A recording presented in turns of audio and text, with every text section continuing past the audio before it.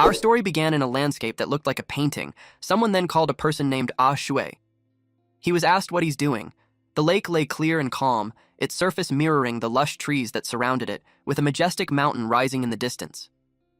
He was mesmerized by the view before him. An old man teased him for just standing there. Shui looked surprised to see his father. He asked if the old man was really his dad.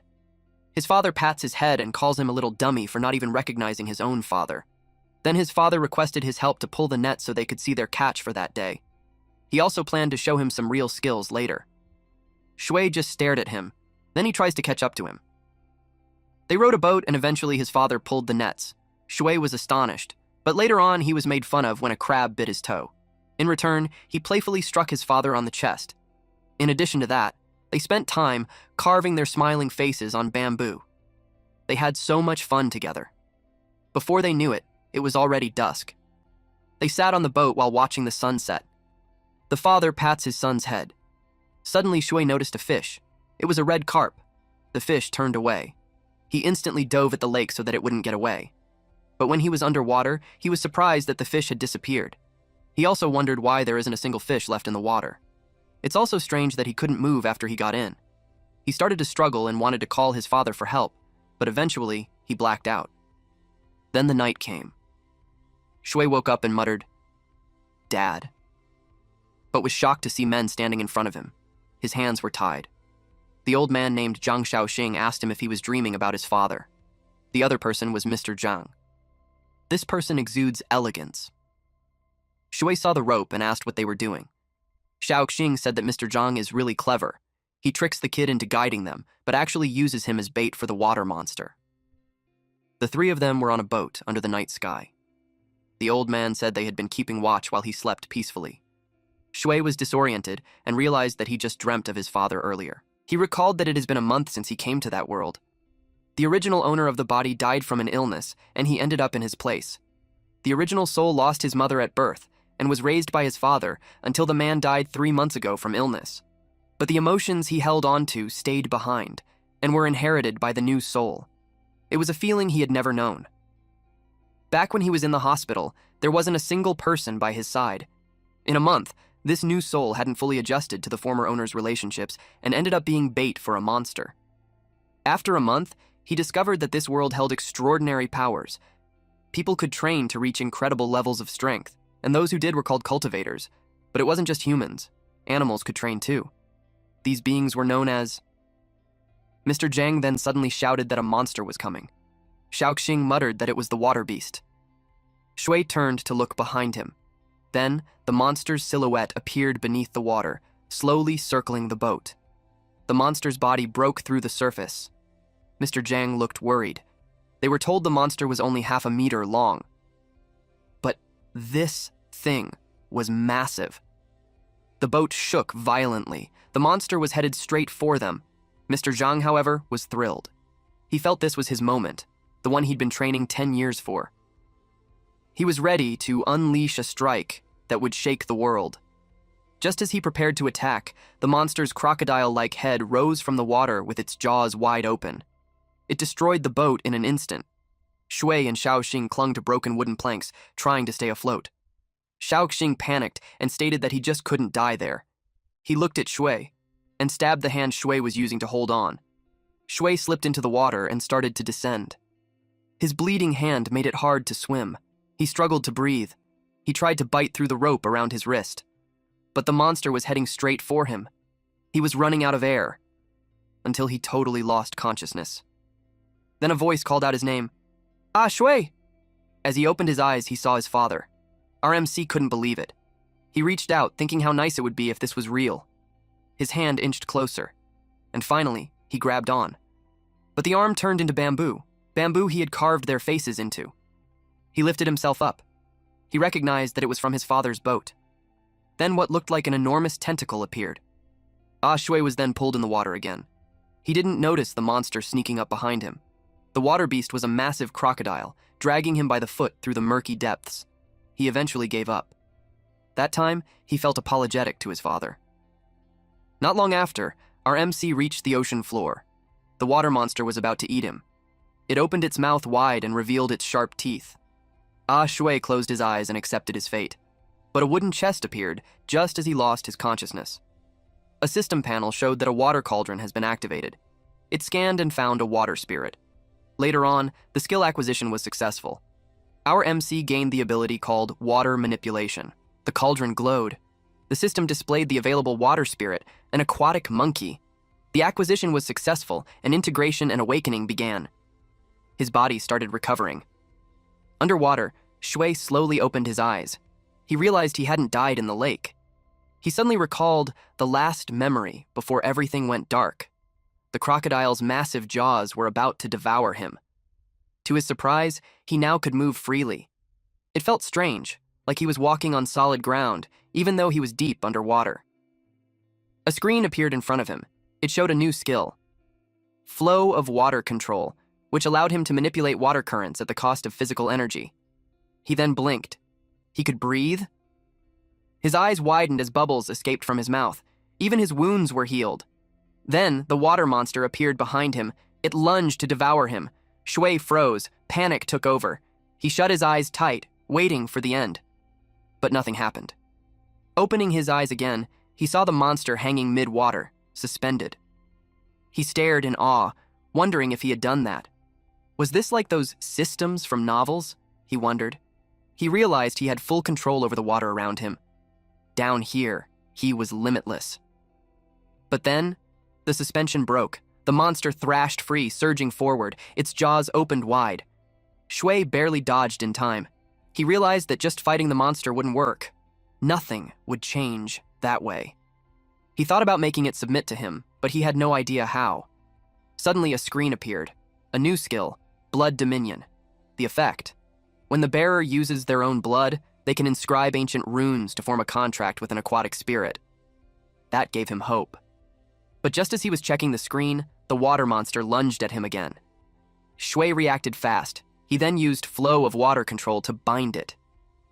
Chains of water wrapped around the monster, holding it still. But the monster was strong. It shattered the chains and charged again. Just a few seconds later, red symbols glowed in Shui's palm. Blood Dominion was activating. The symbols shaped themselves into a sword, and the word sword intent glowed at the center. Shui placed his hand on the monster's head and carved the runes into it. But the beast dragged him through the water. He screamed, but it refused to let him go.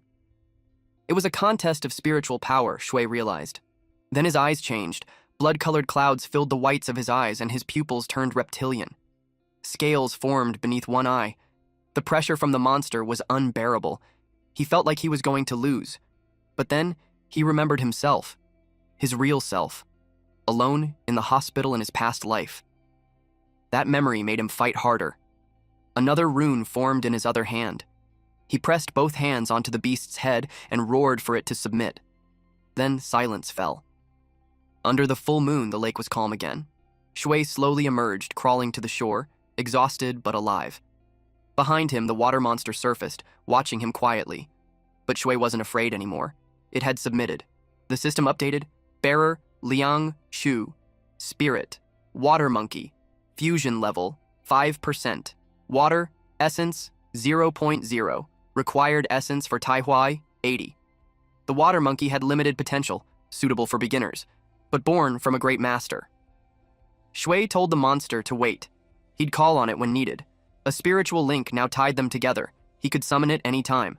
The beast then swam away. Shui, drained, decided that he should head home. All he wanted was food and sleep. Thanks to the original soul's memories, he knew the area. Home wasn't far. Meanwhile, the monster kept swimming deeper into the lake, slipping into the shadows of a hidden cave. Inside the cave, life for the monster was abundant. The next day, in a nearby village, a man reported to Steward Zheng that they were close to their target.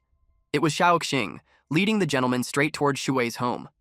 Villagers watched from a distance, whispering. They recognized the group and called them Crazy Zheng and the Zhao Manor Men. They wondered if Shui got in trouble again. One young man overheard. His name was Li Libo, Shui's childhood friend. His expression darkened with worry. Back at Shui's house, the group approached. Shaoxing gritted his teeth, thinking that if the kid's dead, he could take his possessions. That would cover their mission failure. Anger rose inside him as he thought of Zhang's incompetence. He didn't hesitate and kicked the door open. He was surprised to see that Shui is not dead. Zhang was furious and asked him why he's rushing into thinking that. Shaoxing tried to change the topic and went straight to introducing our MC. Zheng Xiang, the steward of the Zhao family, looked intimidating. He told Shui that he's pretty lucky to still be alive. The nosy old man commented that disasters always live 1,000 years. Steward Zheng then ordered his men to grab him. Shui, in panic, asked them what they were doing. One man punched him in the gut, telling him to quit spouting nonsense. Shaoxing told him that Master Zhao, for the villagers' sake, invited great warrior Zhang to subdue the monster, and he accused Shui of conspiring with the monster to murder Mr. Zhang. And that cost them a huge sum of money and endangered everyone in the village.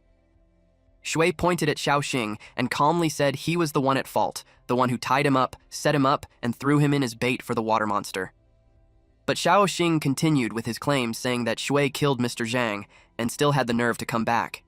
He called him a monster. That struck something in the soul in Shui's body, because ever since he became an orphan, they always treated him like some freak. They branded him as a monster and accused him of misdeeds like stealing. They made fun of him. It made him resentful. There was a time when a bully dared him to a fight, and he punched that person. Being called a monster is nothing new to him. And even if it means revealing his power, he wouldn't give up because that's not his nature. He charged on Shaoxing, but then he lost his balance and knocked the basin with water. It fell on the ground and the water splashed all over. In his mind, even if he becomes the monster that they say he is, he's decided to at least take a chunk of them down with him. Shaoxing suggested to Steward Zheng to tie him up and take him straight to Zhao Manor. It's because they need more people in there to feed that thing, and an orphan is just perfect. Zheng offered for him to become Master's Zhao adopted son. If he accepts, they will let things go. Otherwise, they will break his legs right there. Villagers gathered at the door and gossiped. They had heard rumors that several people had already disappeared after being taken to Zhao Manor in the neighboring country. And it was so strange because lately, Zhao family has adopted lots of people. Someone asked who dared to lay a finger on his little Shui. People turned to look. It was the village chief. He vowed that no one can do that when he's still alive. Zheng called him stubborn. The old man demanded respect as he reminded Zheng that he's an official of the Dacian dynasty. He asked him if he plans to attack an active official. Zheng felt cornered. The village chief yelled that even Zheng's master had to show him some respect, and if the guy kept pushing, he'd report him. Zheng got annoyed with this stubborn old man. He cursed the old man and decided not to bother fighting him that day, but he threatened him that once he's back, he'll report to Master Zhao and things won't end easily. And so they left. Before Shaoxing exits, he commented that Shui is like his father who doesn't appreciate anything good. Then, they were gone. The village chief told Shui to avoid trouble if he can. Shui thanked the grandpa and promised to keep that in mind. And the old man with his attendant left. He told everyone to clear the way too. Shui knew that the same situation will happen again and again in the future. He's also aware that the grandpa village chief wouldn't always be there to save him. Because of that, he wanted to become stronger, and the system was his chance. Then a screen appeared and showed that water essence has been detected, and pet evolution increased by 0.1. That surprised him. What is a water essence? He wondered. Shui was back at the lake.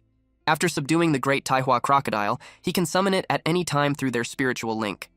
Then a specific portion of the lake glowed, and the water started swirling. The water rose as tall as Shui, and the crocodile appeared.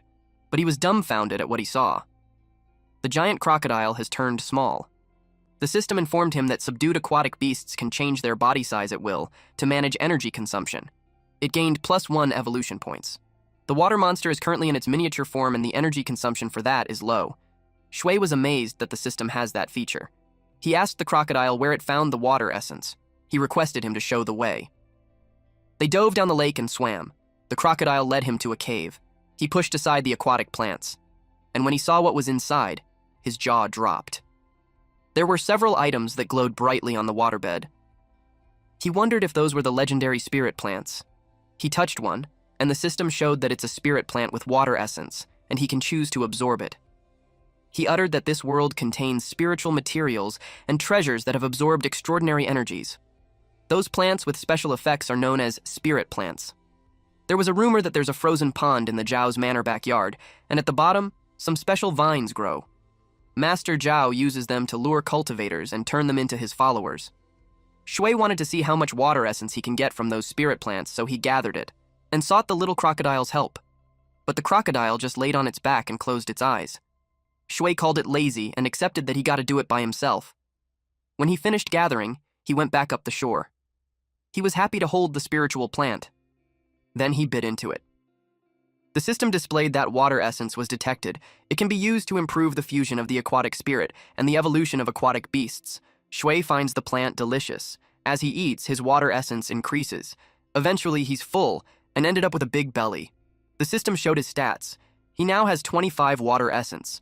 The Taihua crocodile requires 800 water essence to evolve. Looking at that made him think that he needs to improve himself. He pressed increase and felt his body rapidly getting stronger. The mist behind him formed the face of a monkey. Shui was thinking that with the power that he has, he could now take on the guys who visited him the other day. The screen displayed the aquatic spirit refinement, wherein the fusion with the white water monkey is at 7.5%, and there's no water essence left. Shui estimated that his weight had gone up to 45 kilos. He decided to gather more energy over a few days, as he can no longer absorb anymore. And he has more pressing concerns, which are the finances. Since autumn is coming to an end, and during that season, crocodiles have slower blood flow because of hibernation. He knew he couldn't rely on his crocodile during that time. Then a fish was dropped in front of him. The little crocodile got him that. It made him happy, and he realized that he could actually rely on it. With that, he can solve his temporary money problem by selling it at the market. The next day, Shui was glad that he had sold a large yellow fish for 80 coins. It was a small profit, but it helps. He noticed that the merchants of that world aren't like the market vendors in his previous life. He finds the merchants here pretty easy to convince.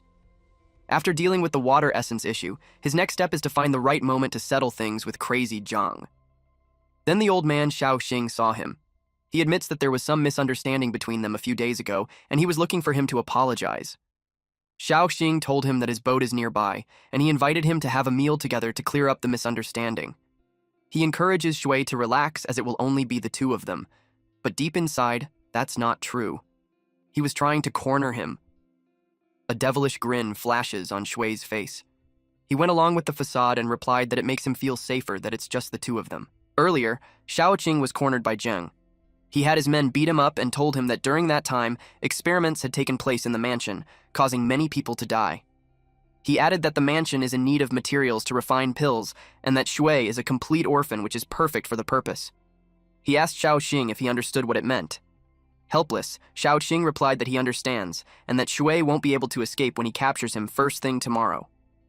Zheng whispered to him that if he does that job right, Master Zhao and the Great Lords will help him become immortal. That made Xiaoxing happy. Zheng promised him that it's true. Xiaoxing was blinded with desire. When he opened his shirt, it revealed a tattoo on his torso.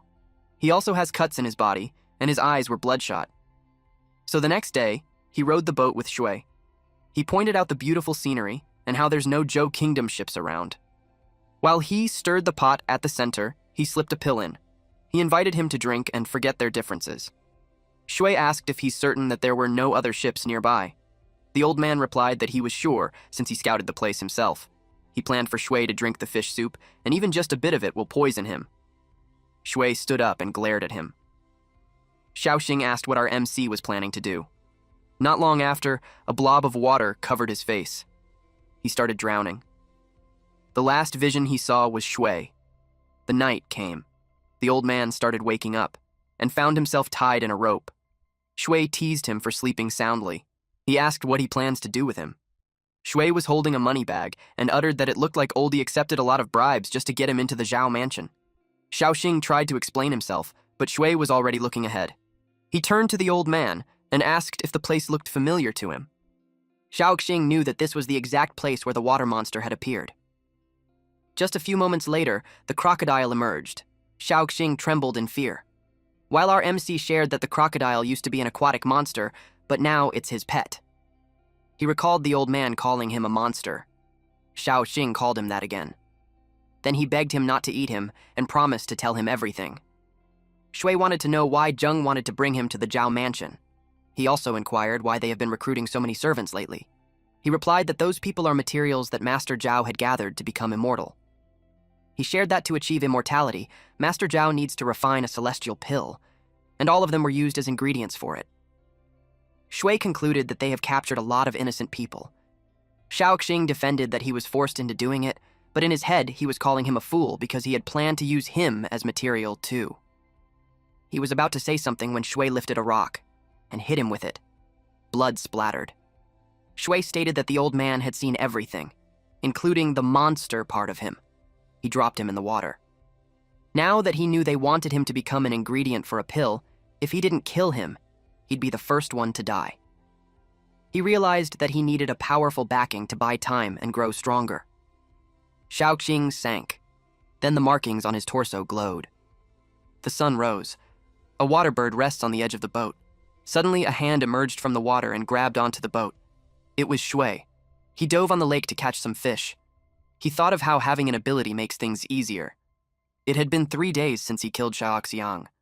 And during that time, to avoid suspicion, he had been acting like a normal fisherman, heading out early and coming back late, and selling fish to earn money.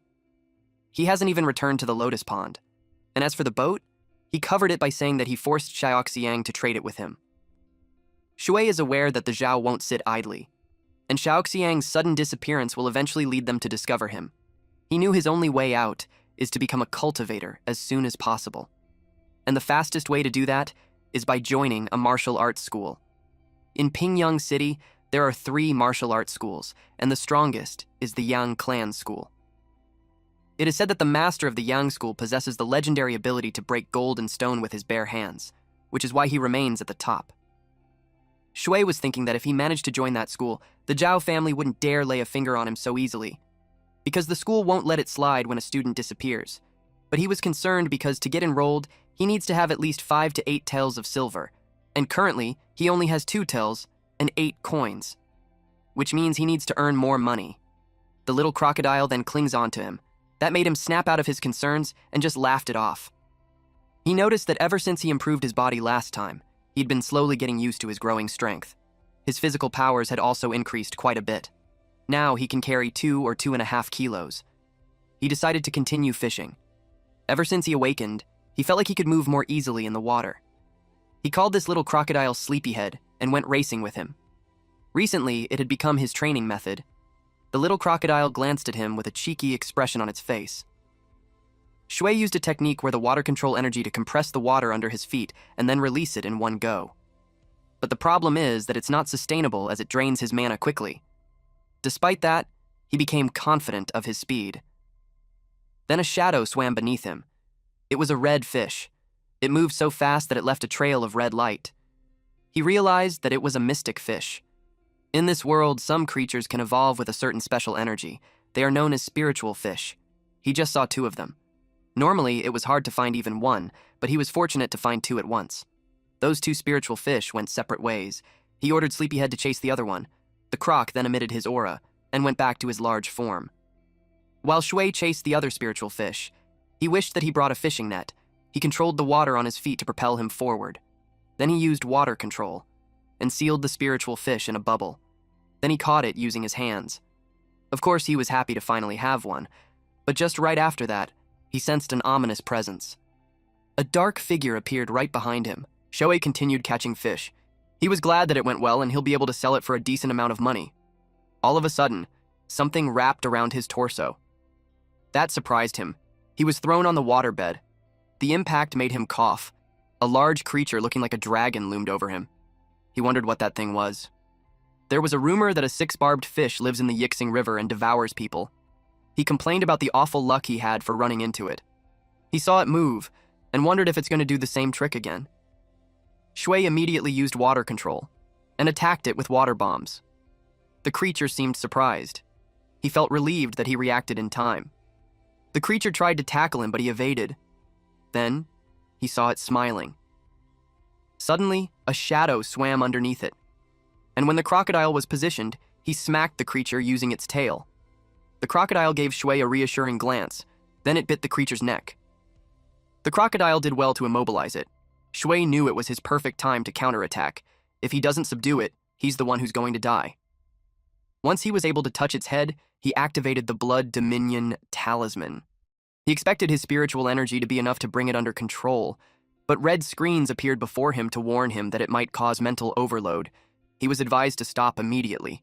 His mental energy is too low, which causes him to be immobilized. His mental energy then reached critical condition level. He screamed out loud as he persisted. A small light then entered the creature's eye, and it was dumbfounded. Shui's boat was suspended in the water. Then he came up to it. He was relieved to have done it. He didn't expect for the 6 barbed fish to have such strong spiritual energy that he almost lost control. But glancing at it, he could say that it was worth it. The small form of it looked like a doofus. The system notified him that it had been subdued, and it could evolve to a tiger head whale when he spends 800 water essence. Since it was so chubby, he decided to call it Fatty. After that, he dumped the content of his creel. The spiritual fish came out. Then Sleepyhead opened its mouth to show the spiritual fish. Shui pats it and praises it for being reliable. In no time, his boat was filled with fish and 2 spiritual fishes. He cooked the smaller spiritual fish to see if it could boost his power. When he finished eating it, he decided to keep the horn as a souvenir. At this point, his water essence increased to plus 18. 18 points equates to 18 spiritual lotus roots. He started to think that when a small fish yields that much, a big one should give triple. He's expecting it to be around 54 water essence points. His fusion is now at 7.5%, and if he absorbs both of the spiritual fish, he can exceed 10% immediately. But he had to hold back since saving for school expenses is the most important for him. But looking how full his boat is, he knew he had more than enough at the entrance of the Yixing market. Shui walks the crowded street. He noticed a crowd and got curious. He knew they had just a festival last month, so it was a puzzle to him what they were celebrating. They were crowding at Zhen Jicheng, who is holding a spirit fish that appears once every 100 years, and it weighs 1.18 kilograms. A lot of people were amazed. Shui got intrigued.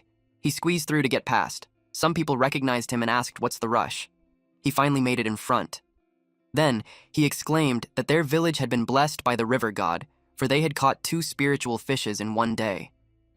One person asked what he's talking about when the boy only caught 1 fish. He clarified that he wasn't talking about the guy's fish. He was talking about him. Then he brought out the spiritual fish from the basket. They laughed at him.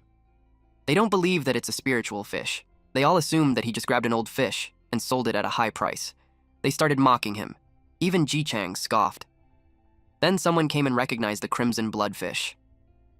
It's Hu Qi, the master from the Yang martial arts school. They got intimidated by his aura. He asked Jichang how much the fish was.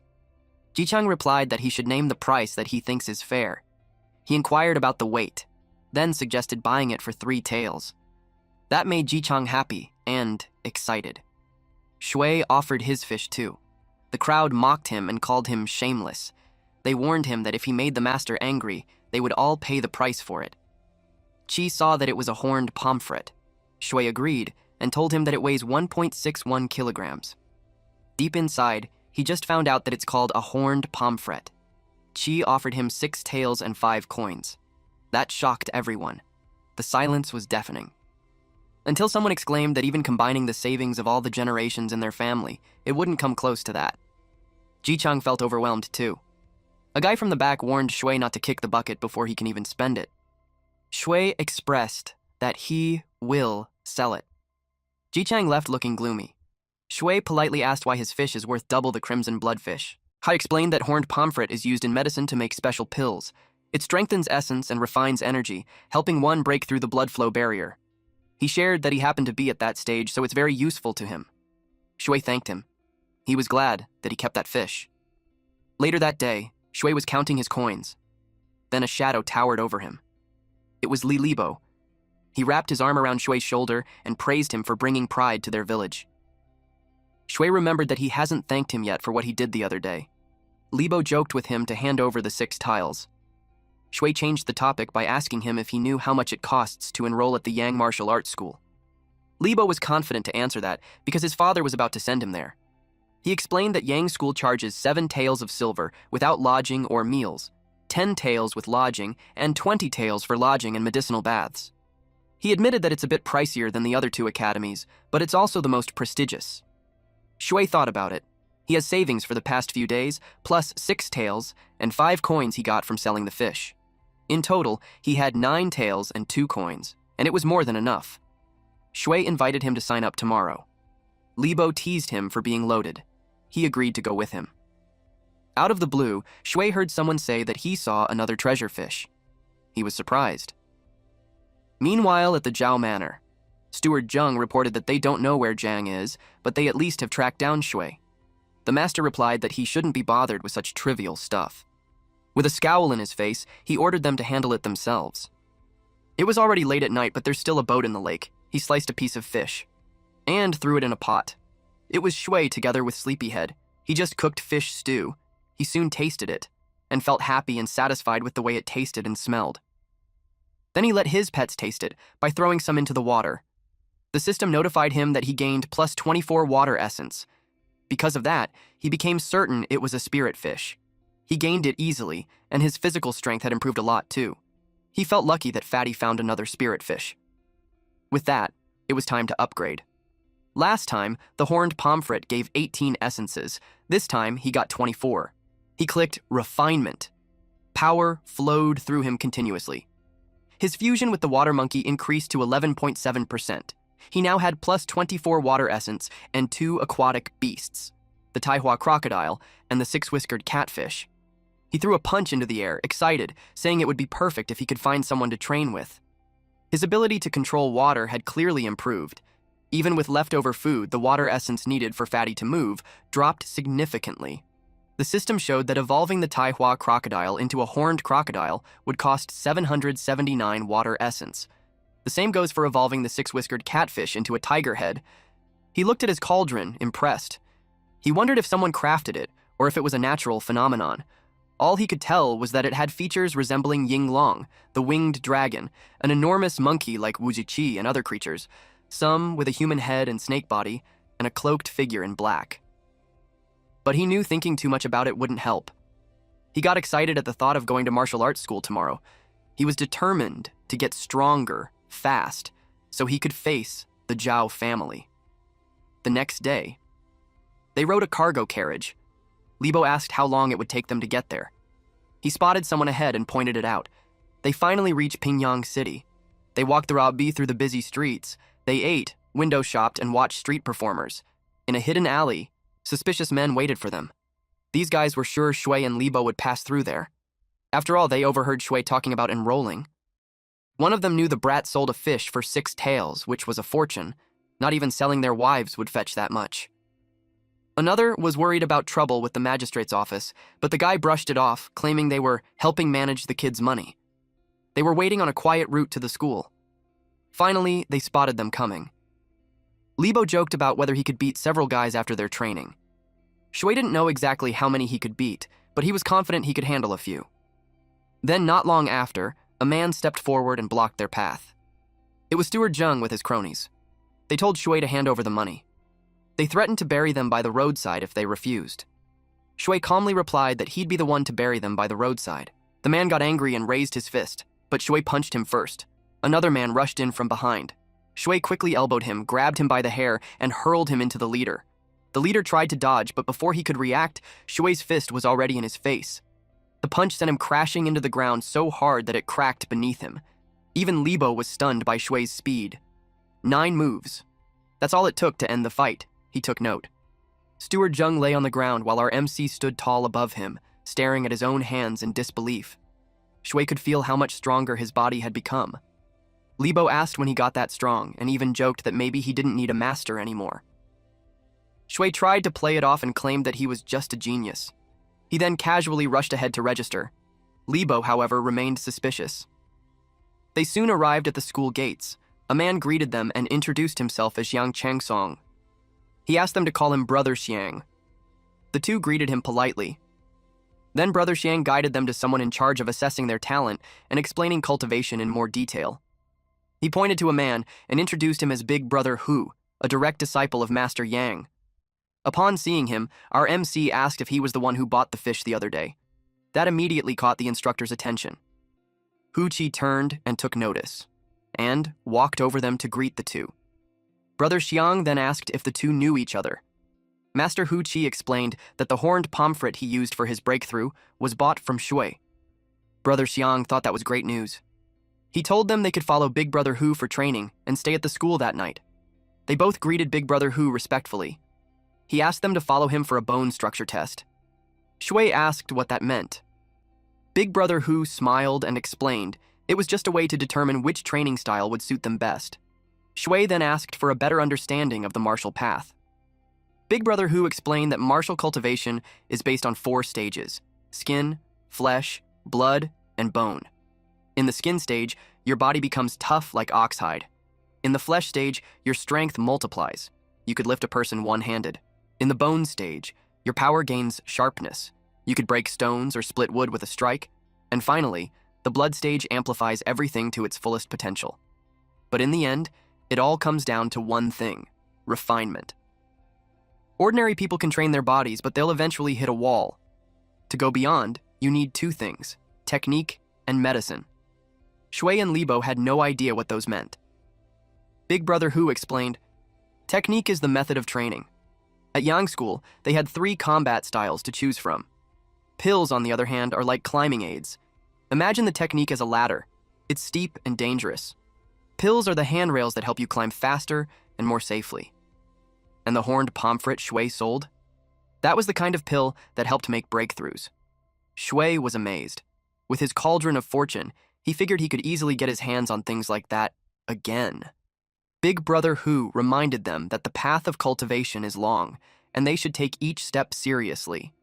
Shui thanked him and said he was ready for his evaluation, but someone was watching from a distance.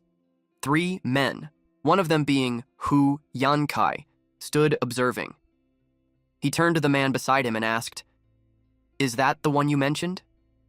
A man in fine robes nodded. He told Yankai to get them kicked out of the school. This was Zhao Shuiyuan, also called Zhao Sangongzi. As for what Yantai wanted in return, Zhao Shuiyuan would take care of it personally. Zhen reported to his master that Shui, a 15-year-old boy, was the perfect candidate for pill refinement. Just like their third master, Shui was an orphan, making him a fitting match.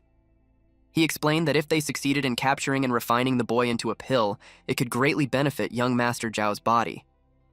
Master Zhao agreed. Ever since Yuan was a child, he'd been sickly. Finding someone his age with the right attributes for refinement was nearly impossible. That's why he also believed Shui was the best material.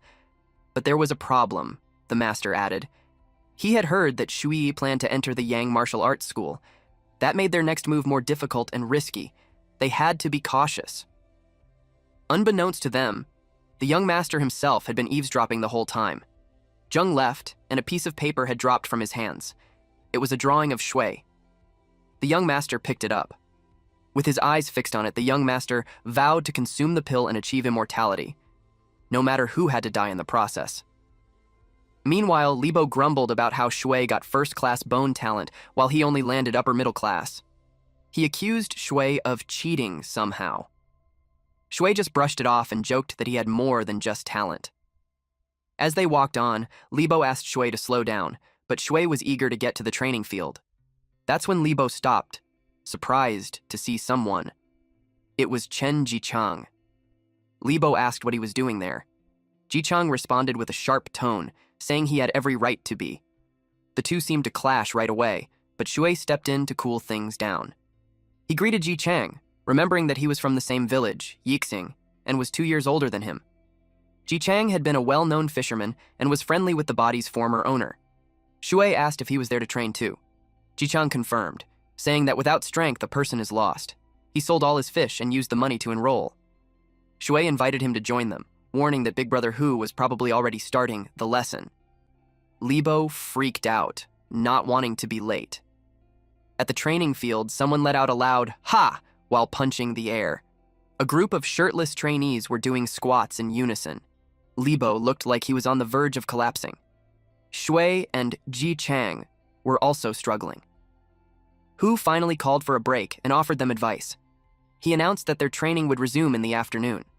The 3 slumped over, completely exhausted. Libo even thought about giving up. That's when someone walked over and made a comment about the fishy smell coming off them. It was Lu Yanqi, Shui Dingyi, and another man. Dingyi sneered at them, joking that they looked like they just crawled out of a fish's belly. Yanqi told them that if they handed over 2 tails each, they'd be allowed to stay at the school.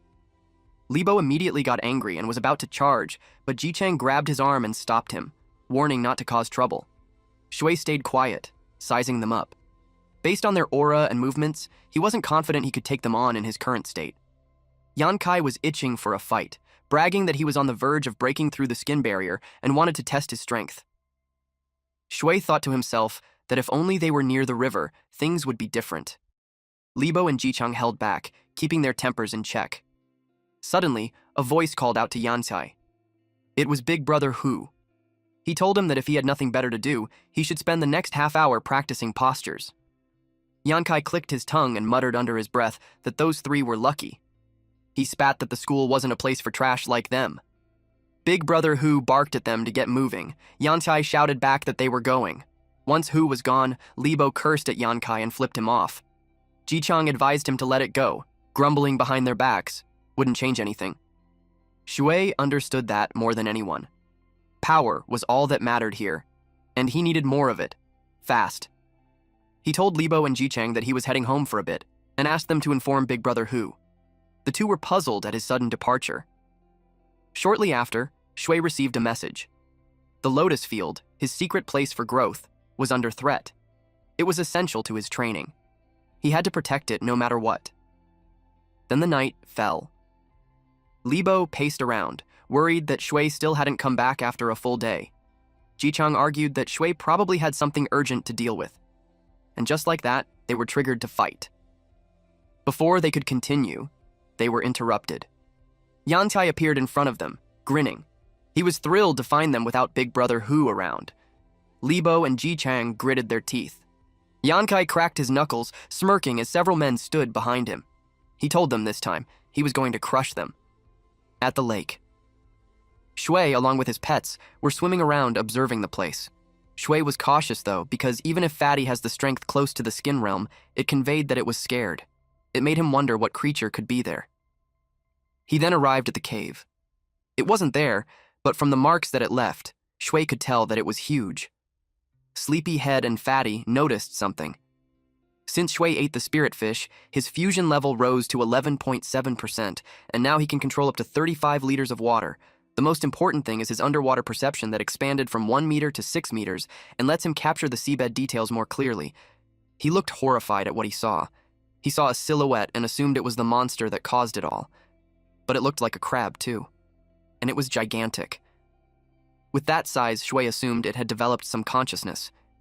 He remembered what Big Brother Hu said, that any creature that surpasses the skin realm becomes beast spirit. Following that logic, he assumed that the crab is a beast spirit, but he thinks that it wasn't that strong, otherwise Fatty wouldn't have managed to escape. He doubted if he could do it, especially when he doesn't have a plan. Shui realized he should have come up with a plan.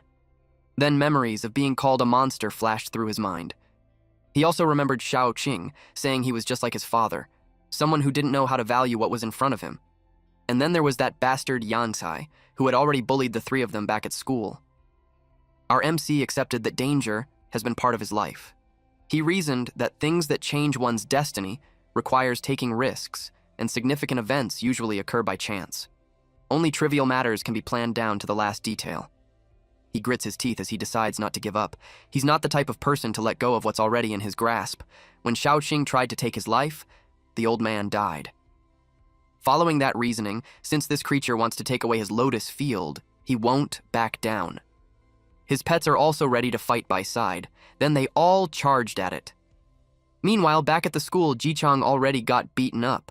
Yantai loomed over him, asking him where his pathetic friends were. Jichang then grabbed a brick and smashed it in Yanchai's head. Yanchai stayed still until he stood up and planted his foot on Jichang's face. He was furious. He uttered that those two surely had a death wish. He ordered 3 of his men to watch at the gate while he had some fun torturing those two. 3 men happily agreed. Libo got triggered and attacked. Yankai grabbed his wrist and twisted his arm. Then Yankai sat on him while commenting that he's talkative. Then, he grabbed Jichang's head and pointed out that he has sharp eyes. He wanted to gouge his eyes out so he couldn't train after. Libo, unable to move, yelled at him to stop at once. Jichang watched as the finger approached his eyes. It was followed by his loud scream. In his head, he screams, "Stop!" Back at the lake, the crab claws grabbed a rock, and it crushed it, while Shui evades it. Shui was in a pinch since the shell was practically indestructible. He told Sleepyhead to go around it. It bit the crab's claw. Then Shui used water flow control. Fatty charges forward. Suddenly, Shui felt a pang of pain. He lost control of his mental energy and misfired. The crab moved its claw and shielded its body. Fatty tackled it. Shui was pleased with that. The crab made a loud gurgling sound. It stomped its foot and ruined the ground.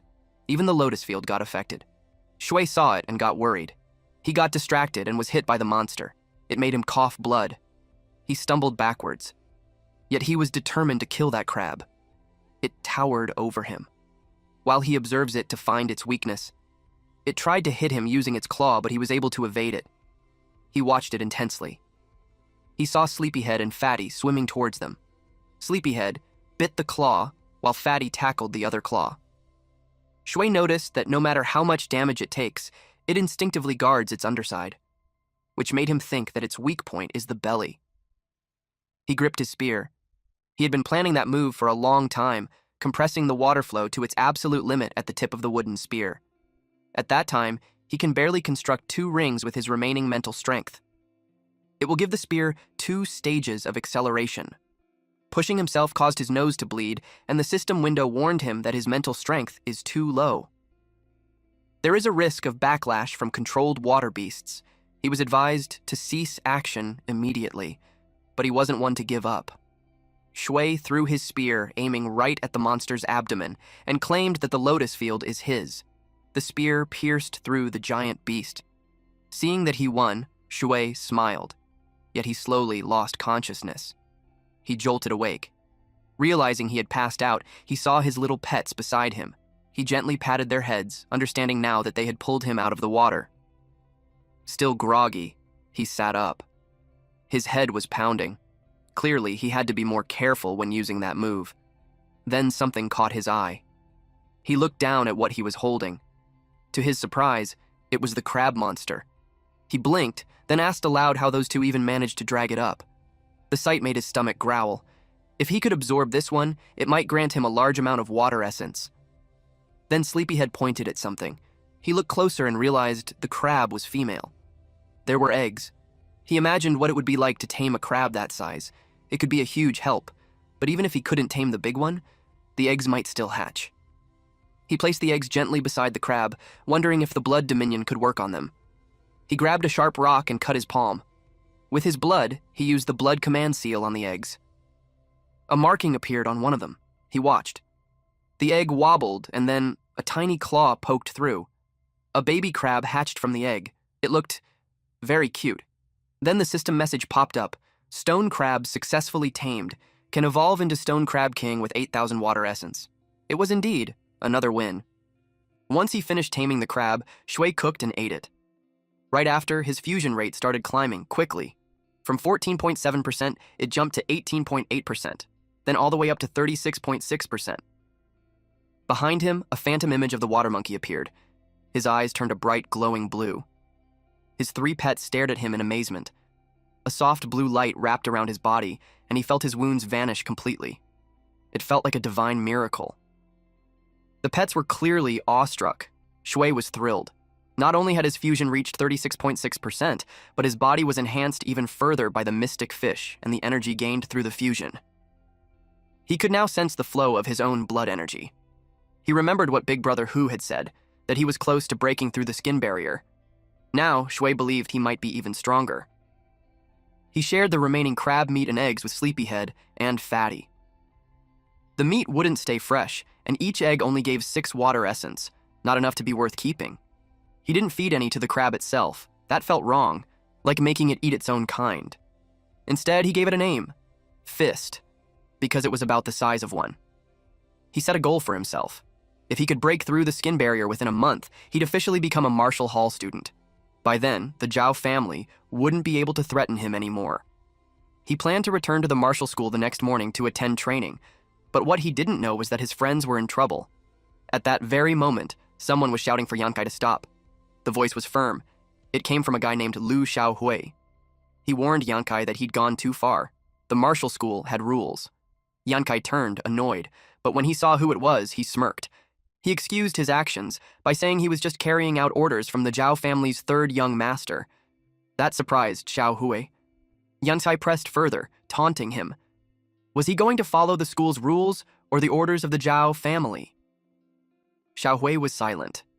Yancai and his men burst into laughter, mocking him.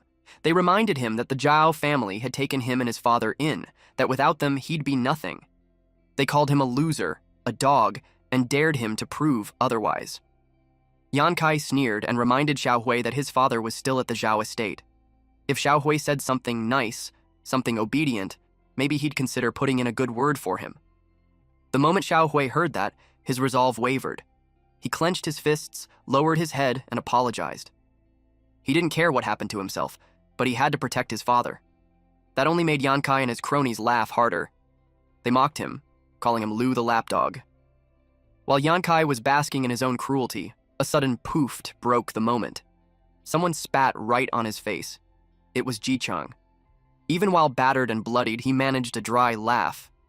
He said he couldn't stand watching pathetic tricks anymore. It was too embarrassing to witness. Yancai snapped. He slammed his foot down on Libo's already twisted arm. Libo let out a loud, agonizing scream. Jichang flinched and immediately turned toward him. Yancai smirked. He taunted Jichang, daring him to keep playing the hero. He swore he wouldn't even touch him, he'd just make his friend suffer instead. Jichang's glare sharpened. He shouted for Yancai to come at him instead. Yancai grinned, drunk on power. He reminded them that no one was coming to save them. Instructor Hu was nowhere in sight. They were completely alone.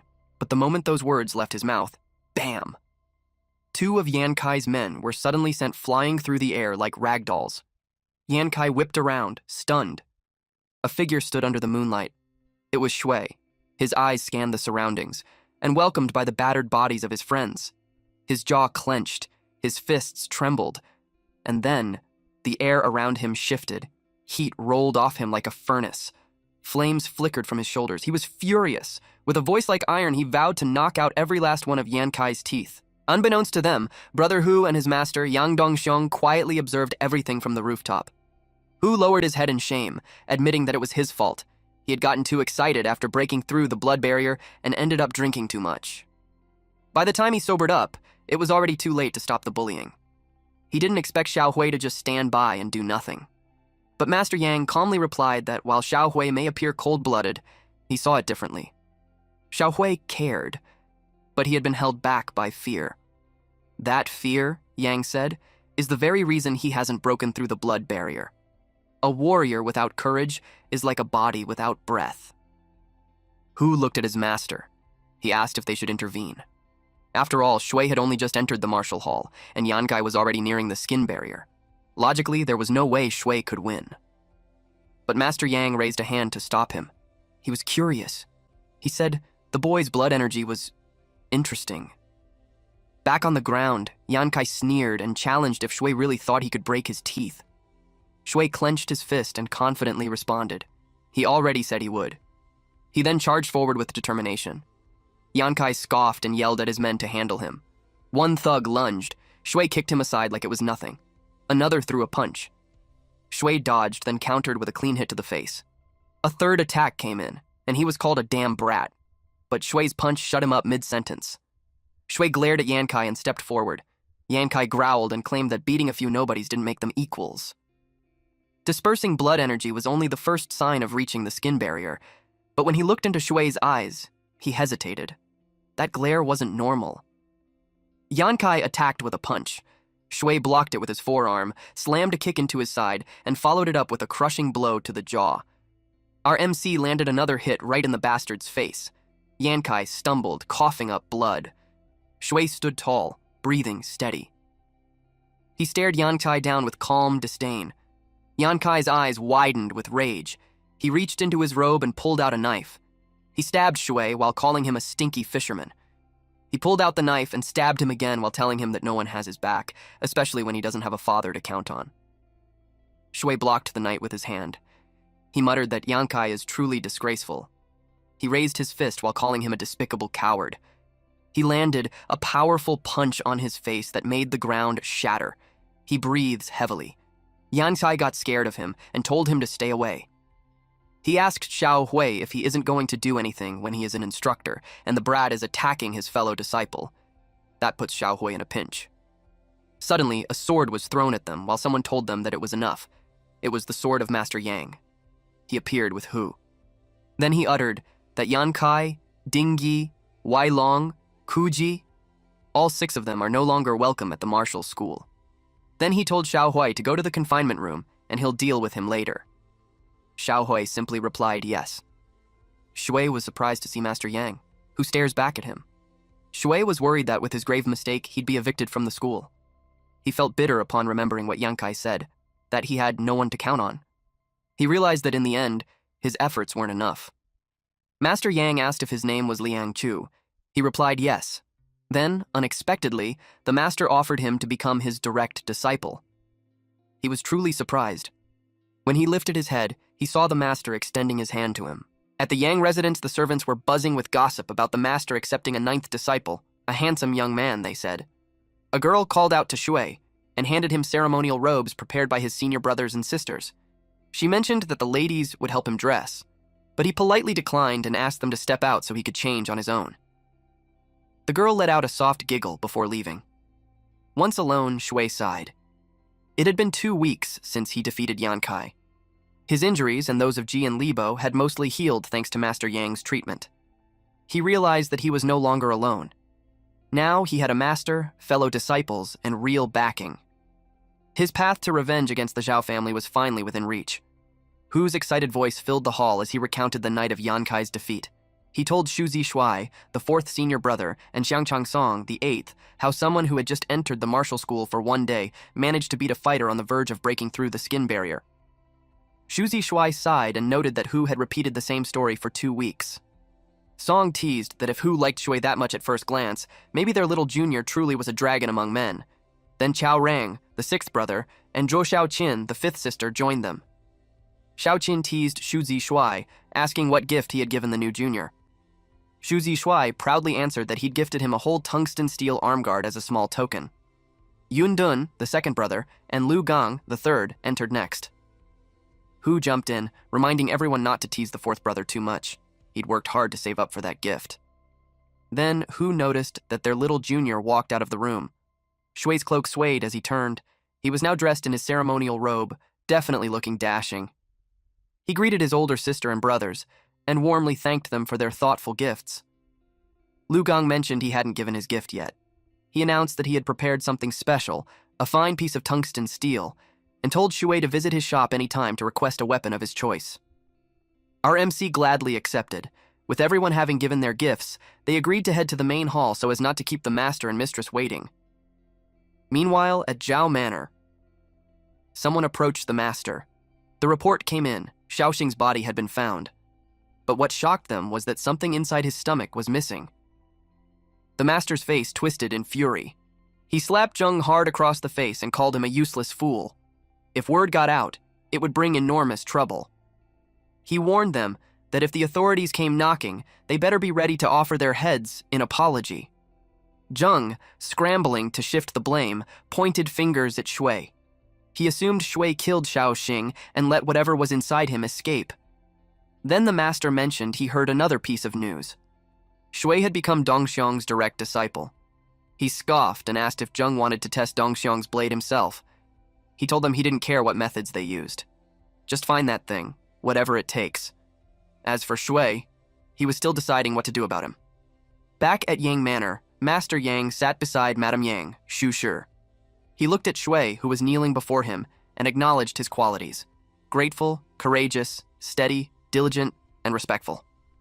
While the senior warriors watched, he offered to formally accept him as a disciple if Shui was willing. Without hesitation, Shui expressed that he accepted. Master Yang laid out the expectations: humility, discipline, respect for elders, and loyalty to the sect. He continued by saying that he shall not harm his fellow disciples, no unrighteous acts, and never using strength to bully others.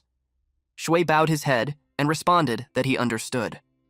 The master then said that from the moment he drank the ceremonial tea, he would be his direct disciple.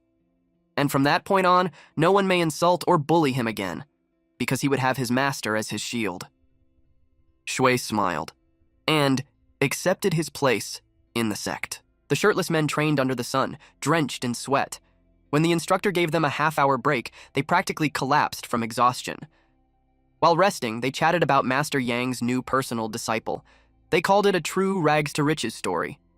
But the part they found most satisfying, Yankai and his gang being kicked out of the martial school, even with his supposed big-time backer.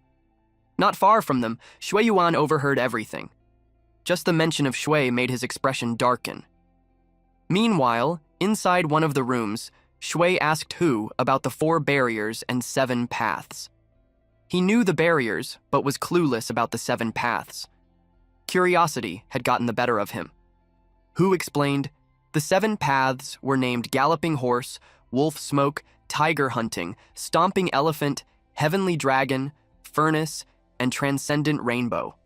In the Galloping Horse realm, a person could stop a stampede of horses without moving. The Wolf Smoke realm ignited one's spirit like a rising wolf's signal fire, creating momentum as fierce as a pack of wolves. Tiger Hunting realm let one's strength erupt so violently that even the bravest warriors felt like helpless prey. At Stomping Elephant, every move could shake the ground, worthy of battlefield legends. In the Heavenly Dragon realm, one soared like a dragon. They could leap 3,000 meters with ease and were hailed as martial saints. Hu admitted he knew little about the Furnace realm and Transcendent Rainbow, but those who reached those heights were considered near divine, having stepped into the realm of ascension. Shui fell into deep thought. The power these martial realms offered was staggering. He wondered, if he reached ascension, could he return to his original world? He then asked Hu about their master's strength. Hu replied with a question of his own. Did Shui know how many martial schools were in Pingyang? Shui answered, 3. Hu explained that while the other schools could only afford to operate there, their master chose to stay in Pingyang because it was his hometown. And the real reason why Yang School was unmatched each year? Master Yang was the only person in Pingyang to reach the tiger hunting realm. Shui was stunned, and in his mind, he felt that with the help of the system, he could reach that level even faster. Hu wrapped up the morning lesson, reminding him not to rush. Progress takes balance, tension and relaxation working together. Shui nodded, appreciating the advice. Now that pressure from the Zhao family had eased, Shui set a new goal: capture a mystic fish, break through the skin barrier, and become a true martial artist. So he went to the lake. With Sleepyhead's help, they caught plenty of fish, so many that the boat felt too small. He considered upgrading to a bigger one. Still, he was a little disappointed. No mystic fish this time. He checked his fusion rate, 37%. Close, but not quite enough. Then, a red feather drifted down beside him. The water suddenly began to swirl beneath the boat, and a loud sound echoed through the stillness. He had no idea what the creature in front of him was. A massive red bird let out a sharp chirp. Suddenly, a huge toad lunged at the bird, trying to swallow it whole. But the bird easily flung the toad back into the lake. The impact caused a huge wave, like a tsunami. The surge washed away all the fish on Shui's boat. His vessel was wrecked, and Shui got thrown into the lake. The red bird let out another powerful chirp. The sound wave hit him hard. His body went numb as he slowly sank beneath the surface. Everything faded to black. Later, he regained consciousness. The first thing he saw was Fist, the little crab, staring at him. He blinked, realizing he passed out, again, and once more his pets had saved him. He recalled the bird's screech and how it knocked him out cold. That spirit beast was terrifying, and whatever creature had captured it, one must be even worse. He lay there on the grass, exhausted, muttering to himself. The trip was a complete failure. The boat? Gone. The fish? Gone. His plan to break through the skin barrier? Postponed. Then Sleepyhead approached. Shui asked what was wrong. The little beast opened its mouth.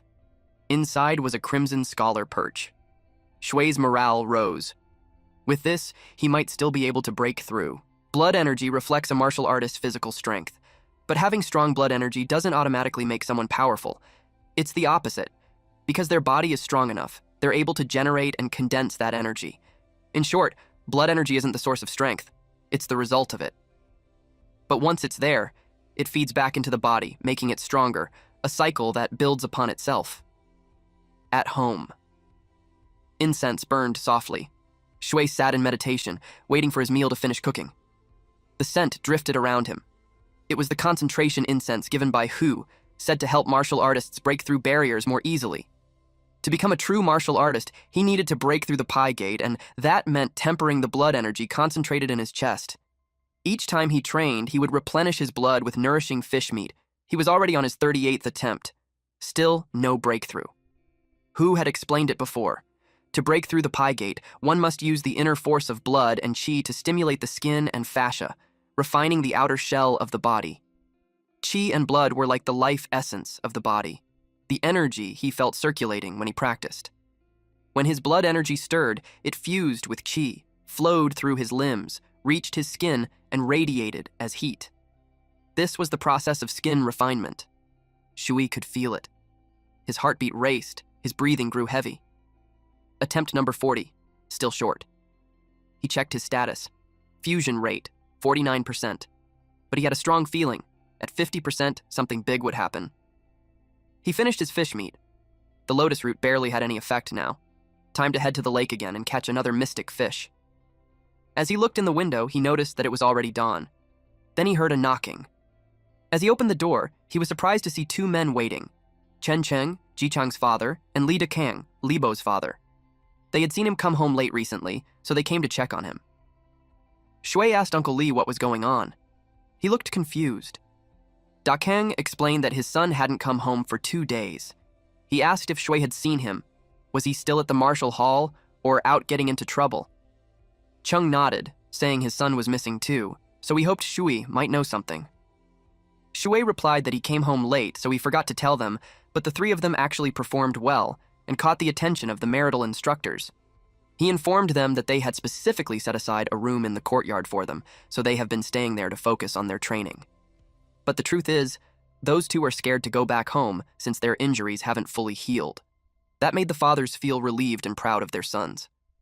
Then they informed Shui that the village is organizing another river god sacrificial ceremony. He remembered that custom, but as far as he knew, they already held it 3 months ago. Chung uttered that the river god showed a divine sign yesterday, so they had to hold another ritual. The Kang shared that the river god jumped out of the river and caught a flaming giant bird that had even shattered the sky. Shui realized that they're talking about the toad that he saw. He replied that he understands and will contribute money and participate when the time comes. They told him not to forget. At the lake, particularly inside the lotus cave, Shui leapt out of the water. He kept leaping. Then he dove in the water. Sleepyhead was already at his back, ready to eat him. He hit it with his stick. The amount of water he can control is roughly 150, and he can compress it into 10 liters, meaning each liter can unleash 15 kilograms of force. He focused until his eyes glowed. Then he swung his stick, and that ended their training. As the two cronies rest, he thought that his strength underwater has already surpassed Pi Gate. He could take on 4 Yankai with ease. He then checked his status. He wanted to use the water blade technique, but he needs to have a proper weapon suited for it. He remembered that the third senior brother mentioned that their world has a weapon called Spirit Weapon, and they can self-repair and level up. But he knew that such weapons usually require rare heavenly materials and earthly treasures to forge in their cores. He wished to get a weapon like that. He heard someone say that it's hot and something is burning. He asked Fatty what it found. Fatty pointed at something. Shui asked if it was buried under the rubble. When he removed the rocks, he saw a red feather. He assumed that it must have fallen from the giant bird. But this feather looked special. As he stared at the feather, he wondered if it came from the same bird yesterday. He wondered if it could be some kind of rare treasure, as it looked really valuable. Since he was already heading to Brother Gang's blacksmith shop, Shui decided to ask him about it. In Pingyang County, he walked through the streets, scanning for the shop. As he walked, he noticed smoke rising high into the sky. It wasn't far. He made a mental note to ask his senior brother about it once they met. Soon, he arrived at Lumin's blacksmith shop. The sound of hammering rang through the air. Gang noticed Shui walking in and greeted him. Shui told him that while he was out fishing, he came across something interesting and wanted Gang's thoughts on it. He handed over the crimson fire molt feather. Gang's eyes widened in surprise. He said it was a real treasure. Shui asked if he recognized it. The blacksmith answered yes, and stated that it was an amazing find. Gang explained that it was a feather from the crimson fire bird, a rare spirit beast. When the bird is in danger, it pours all of its life essence into a single feather and scatters the rest. It's like how some animals discard their tail to escape. But this bird sheds its entire body. One of those feathers will hold the most life essence, the scarlet fire gold feather, which allows it to be reborn. Excited, Shui asked if the one he found was the golden feather. Gang shook his head. What Shui had was a fire remnant feather, not the gold one. Still, it was a great find. Shui felt a bit disappointed. He asked what he should do with it. Gang suggested forging it into a spiritual weapon and asked if Shui had any weapon in mind. Shui already had something planned. After battling the stone crab, he realized that a polearm would work well underwater. It also matched the techniques he was developing. So, he chose a spear. Gang was surprised by the choice. Spears were rare at their martial school. They offered reach but were harder to control. Still, Shui was certain. He respectfully asked Gang to turn the feather into a spear. He was thrilled to finally have a spiritual weapon of his own. Gang promised to send word once it was ready. Shui thanked him, then brought up the smoke he had seen earlier. Gang's face turned serious. He said it was from Fawa Temple. A fire had broken out that morning. But what was more alarming, something appeared in the flames. Shui asked what it was. Gang replied, mountain demons. Creatures with human-like bodies and hair, but they moved like beasts. They had sharp teeth and terrifying eyes. Near the Fawa Temple, a woman hurriedly ran. Bruises and dirt could be seen on her face. Another thing to take note of, she was pregnant. She begged for help. Just by the entrance of a temple, a young monk was sweeping. He immediately heard the call for help. The woman begged him to save her. Then suddenly she passed out. Her eyes slowly shut as the monk tried to call her. 2 monks stayed by her bedside. Eventually she woke up. They called her Amitabha and was glad that she had awakened. She asked where she was, and the monk told her that she's at Fawa Temple. Then they inquired what happened to her. She replied that she's originally from Huazhu County. 3 months ago, she came to Pingyang to visit some relatives, but something happened unexpectedly. She was attacked by a group of mysterious bandits. Then she was blindfolded and taken to a strange place. When they took off her blindfold, she saw the hellish place. The people inside were tortured into fiendish ghosts. Most people there are skin and bones, and pregnant. Their stomach had a marking on it. The old monk asked if she was kidnapped for ransom. Frantic, the woman replied, no. She was horrified as she revealed that they were being used as materials for refining pills. In that hellish place, a man with what looked like a pregnant belly screamed out loud in pain. Several men in black cloaks stood around, chanting as the mark on her stomach began to glow. One of them pulled out a strange knife. Its handle looked like it was made of flesh. He raised it high, then stabbed the man. He screamed in agony. Something red and stringy, like an intestine, spilled out. The man held out his hands to catch it. Then he held what looked like a red orb. One of the cloaked men, named Liang, told a brother Lin that it's truly bizarre. He asked what those things in the bellies are. Lin Guiyang replied that it's the fetal pearl elixir crafted by the Lord Envoy. He explained that those people first fed a broth made from mountain ghost flesh. Regardless of gender, their bellies will swell, carrying flesh lumps. In 3 months, these flesh lumps develop into fetal pellets. Several of them can be refined into fetal pearl pills, which are said to grant immortality upon consumption. Liang asked what will happen if it exceeds 3 months. He replied that if left for more than 3 months without extraction, they will hatch. Liang asked what it would hatch into. Guiyang, wearing a horrified expression, suggested that Liang wouldn't want to know. Back at the temple, the young monk named Jiming was told that his senior brother had gone to the city to report it to the authorities. He was tasked to deliver the vegetarian meal to the woman. He replied yes and brought the food. He peeked and asked if she's there. It was quiet when he walked in, so he assumed that she was asleep. Then he noticed something. He was stepping on a pool of blood. He turned pale. The woman was dirty and bleeding. He froze at the sight of the horrifying scene. He thought it was the woman. Then he asked who that person on the bed was. The woman was actually dead on the bed. Her face was smeared with blood, her eyes wide open. Jiming dropped the tray and screamed out loud when he saw it. Then blood was dropped in his bald head. He checked the ceiling and saw a monster with green eyes, pointy teeth, with flesh wrapped in its neck like a necklace staring at him. It was creepy. The blood dripped from the flesh on its neck. In the forest trail, the monk walked ahead, leading 2 guards and Xiaohui. The guards thanked Xiaohui for joining the investigation.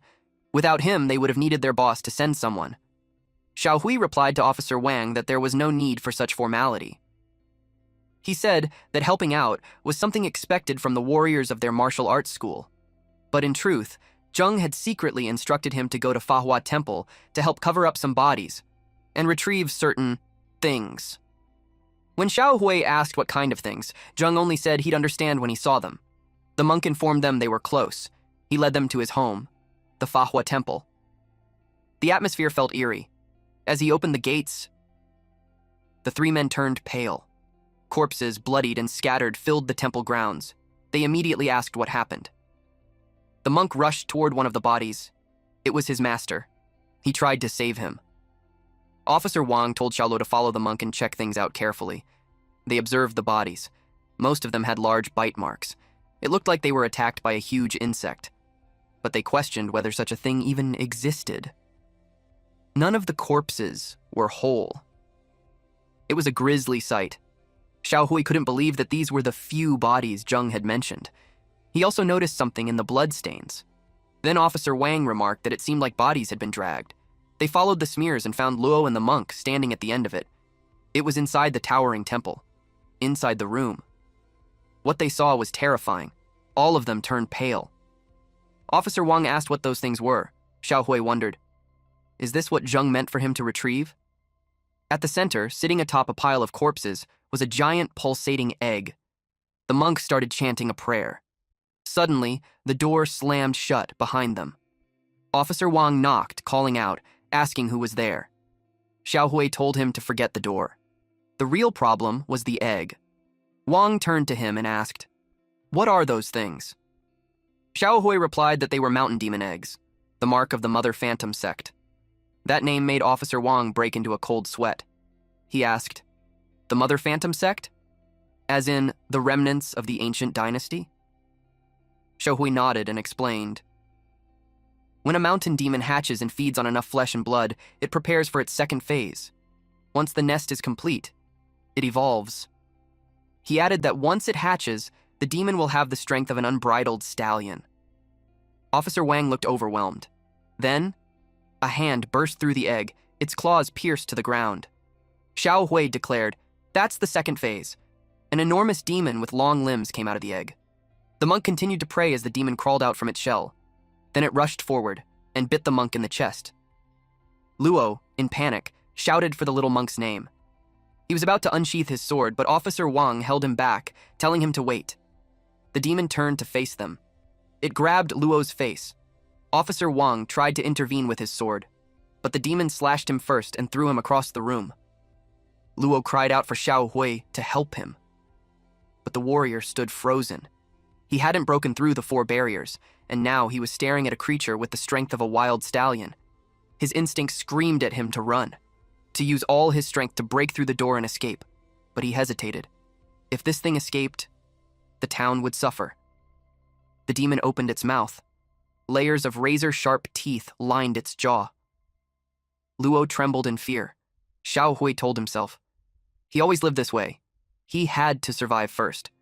Turn a blind eye to everything else. This will keep his father safe. But now, he couldn't stand that version of himself. Luo was still begging him to help. Xiaohui finally changed his decision. He slowly drew his sword. The demon turned to him. Then it dropped Luo and faced him head-on. Xiaohui tightened his grip. This was it. Today, he would find out exactly how powerful an unbridled stallion really was. Then a flashback was shown. A kid declared that one day he would become a great hero like Yang Dongjiang, who would dominate the 4 corners of the world. It was Xiaohui. A little girl was impressed by him. He told her that when he arrived in the city with his dad, they would work at Zhao's mansion, and he saw it as his big chance. He dreamed of joining Yang's martial arts school, earning Zhao's favor, and eventually becoming a great hero. The girl truly believed in him. But what actually happened was different. He was mocked by a young Shui Yuan for wanting to join the martial arts school. He was called a useless, motherless brat and was told he'd rot in a corner with his sick old man. In a small house, someone coughed. His father, thin and sickly but kind, treated his wounds. Xiaohui explained that it was the others who picked the fight. His father kept coughing but reminded him, "Respect your elders, be kind to the young, and always be willing to learn." Xiaohui pouted and said he knew that already. Above all, his father wanted him to become someone he could be proud of. Then Xiaohui asked himself, what would Master Yang do? He remembered when he became Yang's disciple. He was taught one must stay humble, modest, and open-minded.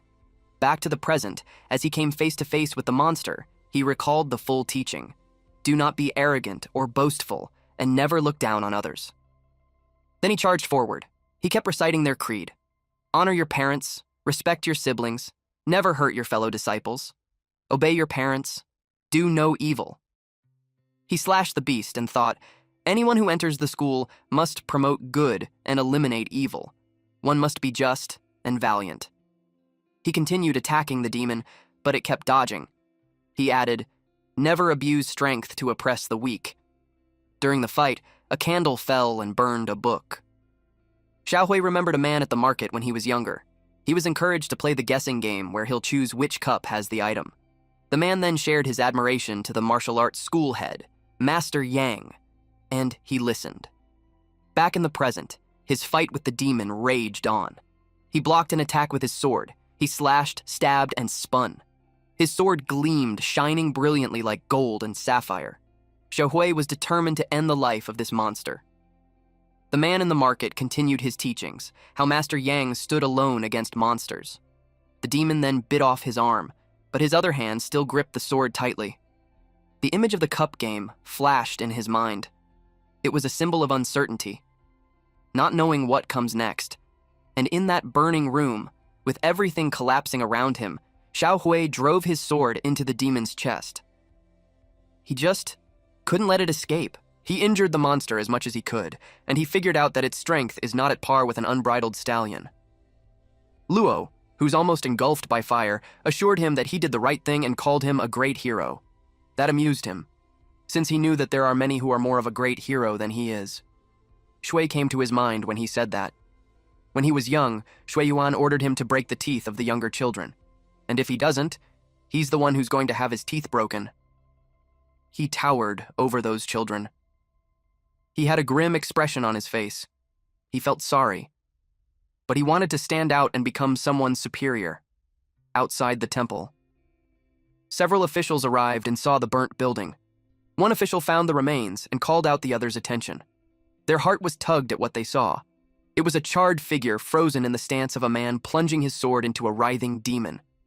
They stared in silence, wondering who the swordsman was. Beside the figure, they spotted a golden badge. One of the men picked it up. A single letter was engraved on it. A memory flashed back. When Xiaohui was a boy, he shared his food. With the smaller kids he was meant to beat up. They asked why he helped them. Bruised and missing teeth, Xiaohui grinned at them. I'm a great hero, he said. I'll never bully the weak.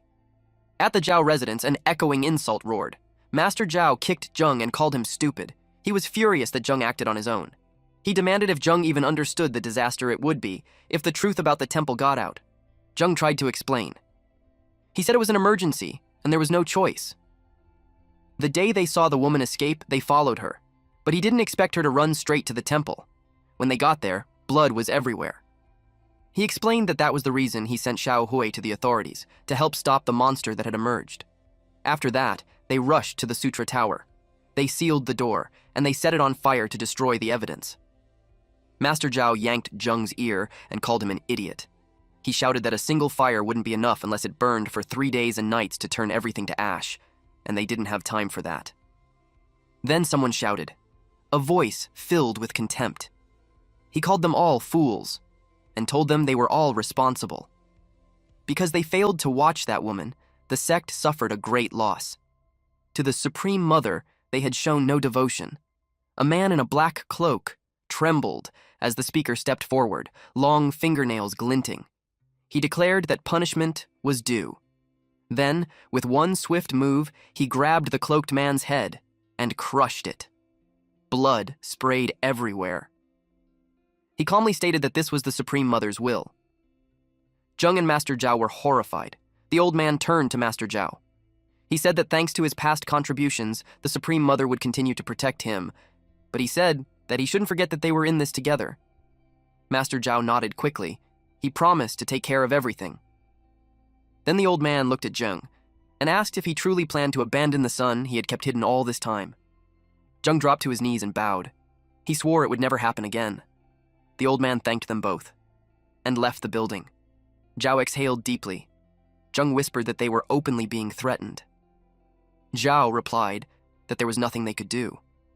If not for the inheritance, he'd never tolerate that dead old man. But he admitted it was fortunate, because Zheng had been clever enough to let the monster grow in that woman's belly and feed it with all the temple monks. So, they actually killed all of the monks first to give it to that monster. If they hadn't, they would have never had a chance like that. Since everything is moving forward, Zhao thinks it's almost time to escape. It's because the people on the court are already on the move. He planned to escape to Huangzhou when the Fanhua Temple incident was wrapped up. He had a business there, so he plans to settle there as he became an immortal. And he can easily continue preparing Zhao's fetal sphere pill because there's no one in there like Dongsheng. And for them to avoid being chased by the government, it was best to minimize the problems. Outside the village of Yixing, our MC didn't expect Xiao Hui to end up in that situation. He also heard from Libo that Xiao Hui stood up for justice. He can tell that he's a good person, but it made him wonder why he was in the Fanhua Temple. He knew from Brother Lu that the martial school didn't receive any call for help from the court that day. Shui was concerned with the monster. He wished that it was really dead. Then a few moments later, someone recognized him. It was Uncle Cheng Qingjiang. Shui asked him what had happened. Uncle Cheng told him to go home and see for himself. He added that a crowd had gathered outside his house. He released the uncles, and in the distance, a giant centipede can be seen. A demon spoke and uttered immortality. It ate the insects while it set its eyes on Shui. There's a saying that everyone says that the past of great men is always full of suffering and pain, that the more suffering one endures, the greater they become. But someone yelled that it was bullshit. He cursed again. It was Jie Chengquan. He's experiencing what it meant to be fucking broken. He complained that it was too much suffering. His son Dingy begged him to stop now since he had been lying there for half an hour already. He was lying on a wooden plank with his hands tied in front. He questioned why they have to put in so much effort because of that bratty freshman. That made his father spank his butt using a wooden stick. His father called him ungrateful and compared himself to his son. He stated that he was clever and capable since he was young, so he questioned how he ended up with a fool like him. Dingy cried out loud and begged him to stop hitting, but funnily, his father told him that he'll beat him up to death. Little did they know that they were being watched. A woman and a man hid behind a door and watched them through the small crack. The woman expressed that she had her hopes when that brat entered that dojo, but he caused trouble and different people were showing up at their doorstep. It was Shui's aunt. She added that they didn't even lend him a grain before, and yet he comes to visit the man. The man named Liang Guangtian yelled at her, calling her a stupid old woman. He told her that she doesn't know a thing. He uttered that the grain won't be returned just like what Shui's father did. The woman tried to calm her husband down. They saw that the brat came back. Cheng Xuan could still be heard saying that he'll beat the crap out of his son. Shui was surprised to see them. He asked what they were doing in front of his house. Dingy called him a filthy fisherman. Cheng Xuan ran to him and assumed that he's Shui. He flattered him saying that he's handsome, graceful, and calm, and he could see why Master Yang chose him as a direct disciple. A lot of people heard that. Master Yang was known by everyone after all. One of the people from the crowd stated that being a direct disciple is being like an adopted son, where the son had to pay respects to Master Yang like his own father. It was a big deal that Shui had joined the dojo of Master Yang, since even the magistrate bows at the master. People were impressed how valuable Master Yang is. They crowd over Shui and sing praises for him, which also made Cheng Xuan angrier at his stupid son for doing something so dirty and disgusting. He stated that if Shui decides to kill his son at once, he won't stop him. Shui had a devilish grin on his face when he asked if he could beat him as much as he liked. Dingy starts to cower while Shui approaches and says that he's not resentful, but he knows that if he bottles up anger, he won't live long. With that look on his face, he'd definitely take advantage of the situation, but he subtly expressed it by saying that everyone wants to live longer. Ding Yu cried and begged him. He admitted that he was wrong and he'd serve him like an ox if he just forgave him just once. He was scared. Shui tapped the wooden stick on the ground and replied that he'll let it go since it's all in the past. He empathized that Dingy suffered enough, and in the end, he wasn't the main culprit. He was truly grateful for him. Then someone told him to wait. Dingy panicked because he thought it would encourage more beating. Instead, Cheng Xuan stated that he doesn't want to be shameless since Shui had been generous to him. He offered him 100 silver taels. The crowd's jaws dropped. It was their first time seeing one. Suddenly, Shui's uncle came out from hiding and told everyone to step aside because Shui is his nephew. Then he introduced himself to Cheng Xuan as the only blood relative of Shui. Then he volunteered to discuss the money issue with him. The crowd laughed at him and told him to be ashamed. They reminded him that when Shui was starving, he wouldn't even open his door for him. Someone agreed and added that now there's money. He suddenly steps up to be his uncle and even dares to say, beloved. It makes them want to puke. He argued with those people. He even said that Shui wouldn't be where he is today if not for him. While the commotion was happening, Cheng Xuan asked Shui who that person was. Shui replied that he doesn't know him. In the original soul memories, that so-called uncle was nothing more than a parasite, like a leech sucking his blood. Shui told Cheng Xuan that if he really wants to help, there would be a festival for the river god in a few days, and aside from what the rich provide, each young man has to give 100 copper coins. He suggested that he cover that part so the villagers could have a good new year, and if he could, he should offer a few days of free meals to beggars in town. Hearing that, the crowd rejoiced and thanked him. It made them think that he's a good person. He went inside his house, relieved that it was finally over.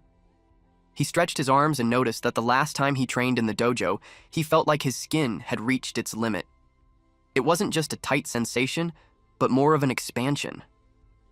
And he thinks he'll break through the skin barrier soon. He poured some water, dipped his hand in it while thinking that it was the last step.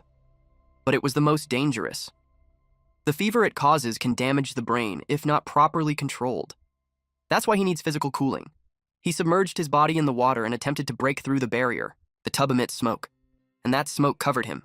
He closed his eyes and concentrated. He could feel the wind swirling around him. Eventually, he successfully broke through the skin barrier. He formed a water ball in his hand. In his estimate, his water control capacity is already 250 kilograms. It was a significant increase compared to before. But he got concerned since the fusion with the system hasn't improved. He checked his status, then got dressed. He didn't expect breaking through the skin barrier to have such a big effect, and if he can surpass the 4 barriers, he expected to control a lot. He was glad that his 2 abilities complement each other. With half the effort, he now gets twice the results. He planned to go for a stroll, and just when he opened the door, it hit his Guangtian. Guangtian fell. His nose was red. He greeted his dear nephew. Shui asked him what was up. He replied that he was worried that he might go hungry and couldn't sleep peacefully, so he emptied his pantry and brought him rice. Shui told him to take the rice for himself since he didn't lack food anymore. In that world, rice was considered a valuable resource. Just as he was about to shut the door, Guangtian stopped him. Shui pushed the door anyway, and it slammed right into him. The nosy man stumbled and fell. Annoyed, Guangtian reminded him that he was his blood uncle. He claimed that because of that, the house should belong to him. He shouted that a man had offered a large sum for the house, and yet Shui refused. He called him crazy. The commotion began to draw a crowd. Guangtian then declared that Shui should use the money to support his cousin, Xiao Liu. He said that elders are like parents, and that he could be Shui's adopted father. Shui's expression darkened. He told him coldly that if he wanted to die, he was welcome to try him. Guangyan fell silent, stunned. Just minutes ago, Shui had seemed like a different person. He began yelling again, drawing more attention. He shouted that Shui had turned heartless ever since becoming a martial artist, that he didn't even recognize his own poor family anymore. He kept insisting he was his uncle, but he stopped yelling when someone spat on him. A woman stepped forward. She said that Guangtian had no right to call himself Shui's uncle. When Shui's father died, he didn't even help carry the coffin. When Shui had nothing to eat, he didn't offer a single coin. Another woman chimed in. She reminded everyone that when the family's assets were divided, if not for Guangtian's underhanded tricks, Shui's father would have ended up with more than just a boat. Guangtian argued back and threatened to slap her. The woman yelled that if he dared lay a hand on anyone, he'd be slapped first. Suddenly, someone hit him in the stomach with a walking stick. The one who struck him was the village chief, Chen Zhaowan. Furious, he scolded Guangtian for showing up now that Shui was doing well, just to take advantage. He called him an animal and said even animals had more dignity. He ordered him to leave and never come back. There were many village chiefs in Yingxing City, but Zhaoan was different. He was the patriarch of the Chen family, a highly respected man. Even Lord Jiao had to show his face. Shui thanked him and asked why he had come. Jiaoan said he wanted Shui to serve as the chief officiant for the upcoming river festival. The role of the chief officiant was like a grand priest, overseeing the entire ceremony. Jiaoan said it would be a great opportunity. He hoped that by the day of the festival, Shui would understand the favor of the river status. Shui accepted the role. Zhuan then told him to study and memorize the ritual texts over the next few days. The next morning, Shui noticed how bright the sun was. The flowers looked like they were smiling. Birds chirped in the trees. Still half asleep, he carried his school bag. He couldn't read many characters in this world yet, but since the village chief had given him a task, he had no choice. And just like that, Shui became a student again, in a world from the past. The next morning inside the academy, the teacher was reading the text aloud. Shui was told to attend school, but no one mentioned that it would be elementary school. A tattletale girl beside him raised her hand and told the teacher that Shui wasn't even opening his mouth. The teacher stopped reading. He shouted at Shui, accusing him of being arrogant. He reminded him that the academy was already doing him a favor by letting a brute like him enroll, only out of respect for his master. He said Shui should be grateful to be taught by someone as distinguished as him, especially with how little he knew. Shui began reciting. The girl beside him looked surprised. He kept going, and more people around him were impressed. Shui stood up and said he had already memorized the passage. As a top university student in his past life, memorizing something like that was nothing to him. The teacher stared at him in shock. Shui added that the method they were using to teach was too inefficient. That made the teacher furious. He shouted that these were sacred teachings passed down for generations. He accused Shui of looking down on tradition. He doubted someone like him could come up with anything better. Shui responded calmly. He said the academy's Fanqi method was effective, but overly complex and based on prior knowledge of characters. The method he developed, however, used symbols to represent pronunciation directly. He called it pinyin. Suddenly a man entered and said it was similar to Fanqi, but much simpler. That man was Si Hengyi, a teacher from the capital of the Great Shun dynasty. The students were stunned. Mr. Jiang, the teacher, immediately greeted him with respect. Time passed quickly as Hengyi examined Shui's method. He found it fascinating. Mr. Jiang, however, was outraged. He called it blasphemy and strongly rejected the idea. Hengyi explained that in the Great Shun dynasty, innovations were rewarded. Useful inventions could earn prize money, tax exemptions, or even a noble title. Shui saw this as a huge opportunity. He knew people would eventually notice how different he was. And the best way to avoid suspicion was to stand out on his own terms. Hengyi praised his exceptional talent and invited him to study under him. Mr. Jiang was in disbelief, but Hengyi looked at him and reminded him. There should be no distinction between scholars and warriors. That was what his own teacher had taught him. Mr. Jiang was speechless and worried how the higher-ups would react. Hengyi told him not to worry. He said, the questions his students dare not ask, he would ask them, and that the truths they cannot challenge, he would. Eventually, Shui bid farewell to his teacher. Meanwhile, under the lake, Sleepyhead was playing with a ball. Fist joined him. Fatty talked to them, but all that came out was a bubbly blub blub blub. He wanted to play too. When it was his turn to throw the ball, the ground suddenly shook. The ball smacked into Fist. Then it bounced and hit Fatty's stomach. A loud explosion erupted on the seabed. Fatty was knocked out. The other two stared ahead as massive rocks emerged. They stacked and rose, towering high above them. At nighttime, Shui dove under the lake. Sleepyhead had a big grin on its face. Our MC told Tiny Croc that in this race, it won. He then asked if that was the tunnel they dug. Sleepyhead pointed inside. Shui praised him. He swam in and saw the tunnel. It was bigger than he expected. Light came from the glowing vines above. There was more space up top. He touched a vine. It was soft. He tried to bite it, but he couldn't. He called for his pets to explore further with him. As he reached a new area, he realized something. There was no water, just air. The vines stretched into the air-filled space. Suddenly, an insect crawled on a rock behind Shui. It lunged at him, but it slammed into the rocks. Too slow, our MC teased. He had already spotted it earlier. It was a gigantic water centipede. It tried to attack again. But Fist moved first and clamped down on its pincers. Shui was impressed. He realized that First had grown a lot. The centipede tried to crawl away, but Fist grabbed its tail. It squirmed, trying hard to break free. Shui praised it once more, and the little crab puffed up with pride. Shui remembered hearing that water centipedes had a terrifying bite force, and they carried poison that even martial artists feared. If he could tame it, it would be a great hidden weapon. He still had one spirit link slot open. He grabbed a sharp rock, but it crumbled in his hand. His body had grown stronger after breaking through the barrier. As his blood dripped, he thought about asking Brother Lu for a dagger later. For now, he made a small cut on his finger. He reached out to the centipede that Fist held down. As soon as he touched it, a mark appeared. He was surprised by how fierce its resistance was. Warning signs flashed on his screen. Eventually, it calmed down. The system told him that he had subjugated it. He sighed in relief. It was strong, so he named it Away. Then the system showed its stats. It was a heavenly water centipede, a mutated version. It was nourished by water spirit mushrooms and martial blood. It could evolve into a winged heavenly water centipede after collecting 10,000 water essence points. Shui was in shock. He muttered that every time he got a new pet, the cost kept rising. Then he asked where it found the water mushroom spirit. The centipede crawled toward a small entrance. Shui followed and shivered slightly. Inside, he saw a skeleton. The bones held a small wooden box. On the ground was a carved inscription. It said the man was once a general of Great Qian's navy. After their defeat, he was badly wounded and drifted here. Ashamed to face his emperor, he chose to end his life, sometime later. They all stood there, quietly observing the skeletons. Shui tried reading the inscription, but he couldn't recognize all the characters. Still, he figured the man didn't just drift there. He started wondering, was there an ancient battlefield nearby?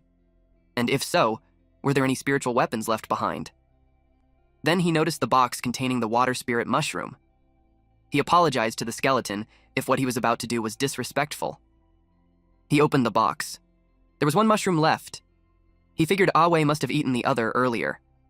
Shui promised the skeleton that he'd bury his remains beneath a field of spiritual lotus.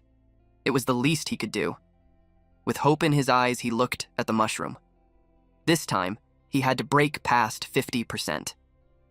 He split some of it for his pets. Since Awei already had an entire one, he didn't get another share. The rest was for him. He took a bite. It was smooth and tender, just like tofu.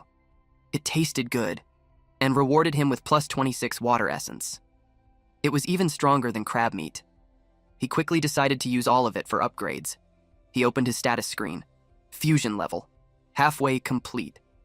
And with that, a new innate ability unlocked. Aqua Leap.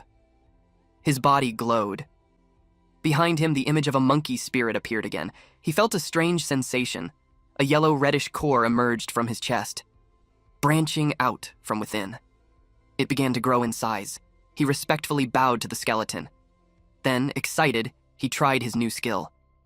When he leapt, his body transformed into water.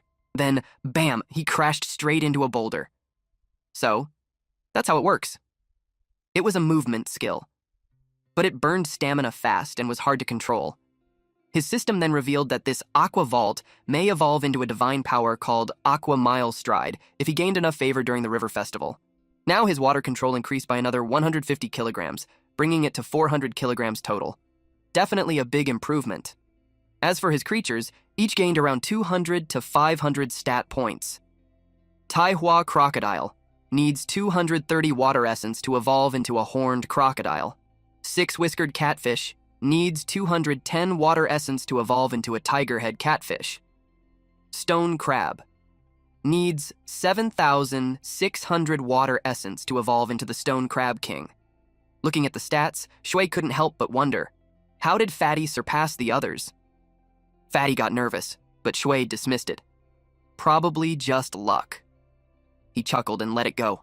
With the River Festival coming in a week, Shui dedicated his time to studying under the master. He felt like Aqua Leap was somehow tied to the river's favor. 1 week later. Early winter. Libo came to pick him up for the River Festival.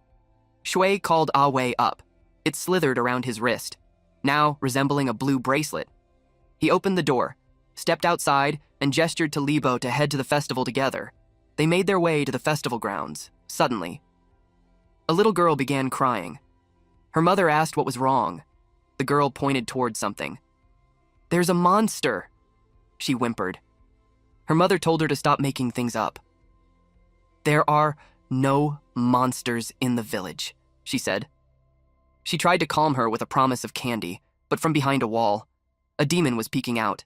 It whispered Shui's name. The drums thundered. Heads of sacrificial animals were brought forth. The shaman was called to resume their place. Then the chief priest was asked to begin. Shui looked and stepped up to the altar. The shaman announced the start of the ritual. Shui bowed and prayed to the river god, introducing himself as the one chosen by the people to carry their hopes, leading them in worship and offering tribute. Among the crowd, Libo and Jichang watched. Libo gazed at Shui, struck by how majestic he looked. So much so, it felt like he didn't know him anymore, even though they grew up together. He wondered quietly, is he still the same Shui? Unseen by most, a demon crawled over a rooftop. It locked its eyes on the altar. Shui spotted it. He recognized it instantly. The mountain demon his senior brother Lu had once described. Its cracked bark-like skin matched the records in the book. A little girl in the crowd noticed it too. Terrified, she tugged her mom and pointed. Everyone turned to see where she was pointing. Suddenly, the demon lunged straight towards the crowd. Shui shouted for everyone to scatter. In the chaos, the little girl lost sight of her mother. Her mom searched frantically. The mountain demon noticed the child. It leapt down toward her. She stood frozen, unaware. Shui saw what was happening, but he wasn't going to make it in time. Libo tried to save her. So did her mother. But it was Ji Chang who reached her first. He grabbed the girl and shielded her with his body as he crashed down the staircase. The demon cornered them. Libo quickly pulled out his dagger, grateful for all the training he'd done. He hurled it. The demon saw it coming and dodged. Then it turned and charged at Ji Chang. Libo panicked. He knew he wouldn't reach them in time. The monster was just inches away when Ji Chang's face turned pale. He shouted at Shui, "If you've got tricks, now's the time!" Suddenly the demon froze, wrapped in water. That instant, Shui used the Aquamile stride. He surged forward and slammed the monster's head into the ground. Panting, he was relieved. He made it just in time. Earlier, from Shui's point of view, he saw the monster closing in on Jia Chang. He knew he wouldn't make it in time. But then he spotted the ritual pot filled with water from the Grand Lake. He remembered that Aquastride required a water medium, so he decided to create that condition himself. He raised the water. It swirled into a vortex. Ji Chang saw the water spiral, and in the blink of an eye, Shui appeared beside them. He slammed the monster down. The impact cracked the ground beneath them. That's how he made it in time. Ji Chang, still wide-eyed, wanted to ask how, but Shui quickly told him to take the girl and run. Ji Chang didn't argue. He got up, lifted the child, and promised he'd be back. Shui turned back to the fight, wondering, why was that thing even here? As the dust settled, he noticed the demon had vanished. It was right behind him. He sensed it just in time, blocking its claw with his arms. He gritted his teeth. Its strength was no joke. It attacked again and again, but Shui moved with precision, dodging each swipe. Then he saw an opening. Our MC landed a clean punch. Libo and Ji Chang returned to support him. Libo pulled out his knife. The monster stabbed Shui, but Shui grabbed its arm to hold it still. He told them not to slash wildly. "Go for the joints," he instructed. Both lunged and stabbed at its hip. It screeched. Shui taunted it, scoffing at how it thought it could kill him that easily. Then he kicked it square in the face. It flew backward. He called for Ah Wei. The centipede unwrapped from his wrist and launched forward, biting deep into the monster's neck. Its poison, lethal. Shui trusted it. Villagers began emerging, witnessing the battle. Then the demon turned to them. They were stunned, didn't know what to do next, but Shui wouldn't allow it to hurt anyone. He grabbed a nearby wooden stake. With a strong throw, he hurled it toward the monster. It struck the blade still stuck in its body, driving it deeper. The demon was finally in Shui's control. It twitched, muttering about immortality and Shui's name. The villagers murmured in fear. They didn't hear it clearly, but it was unsettling. Jichang noticed the crowd growing anxious. Libo muttered that if this kind of thing kept up, no one would be able to live peacefully. Shui turned to them calmly.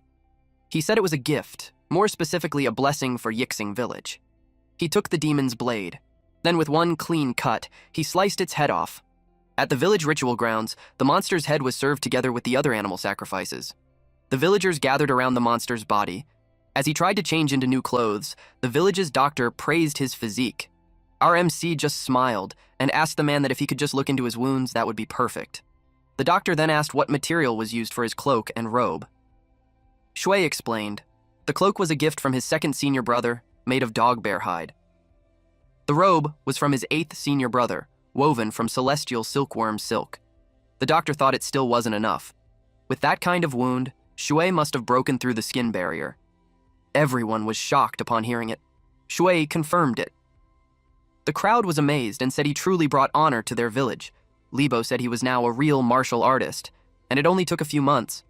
Jichang was frustrated he couldn't catch up to him. Gangchen was worried because Shui was getting too strong. He feared his nephew might come after him. The chief then asked what kind of monster it was since everyone got anxious. Shui said it was a mountain demon, a creature that feeds on blood. He guessed the bloodlust from the ritual attracted it. He wasn't sure if there were more mountain demons near Yixing, but having 3 show up at once felt suspicious. Then someone spoke up, saying that something didn't feel right. He asked if anyone else thought the head looked familiar. It looked like Shaoxing, he claimed. Everyone started wondering what happened to him.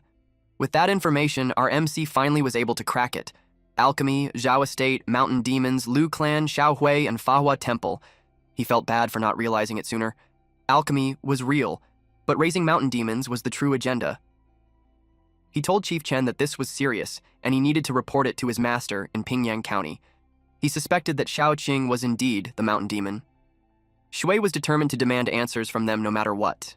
At the martial school, the madam was surprised to see him. He greeted her and said he came to report something important. Inside.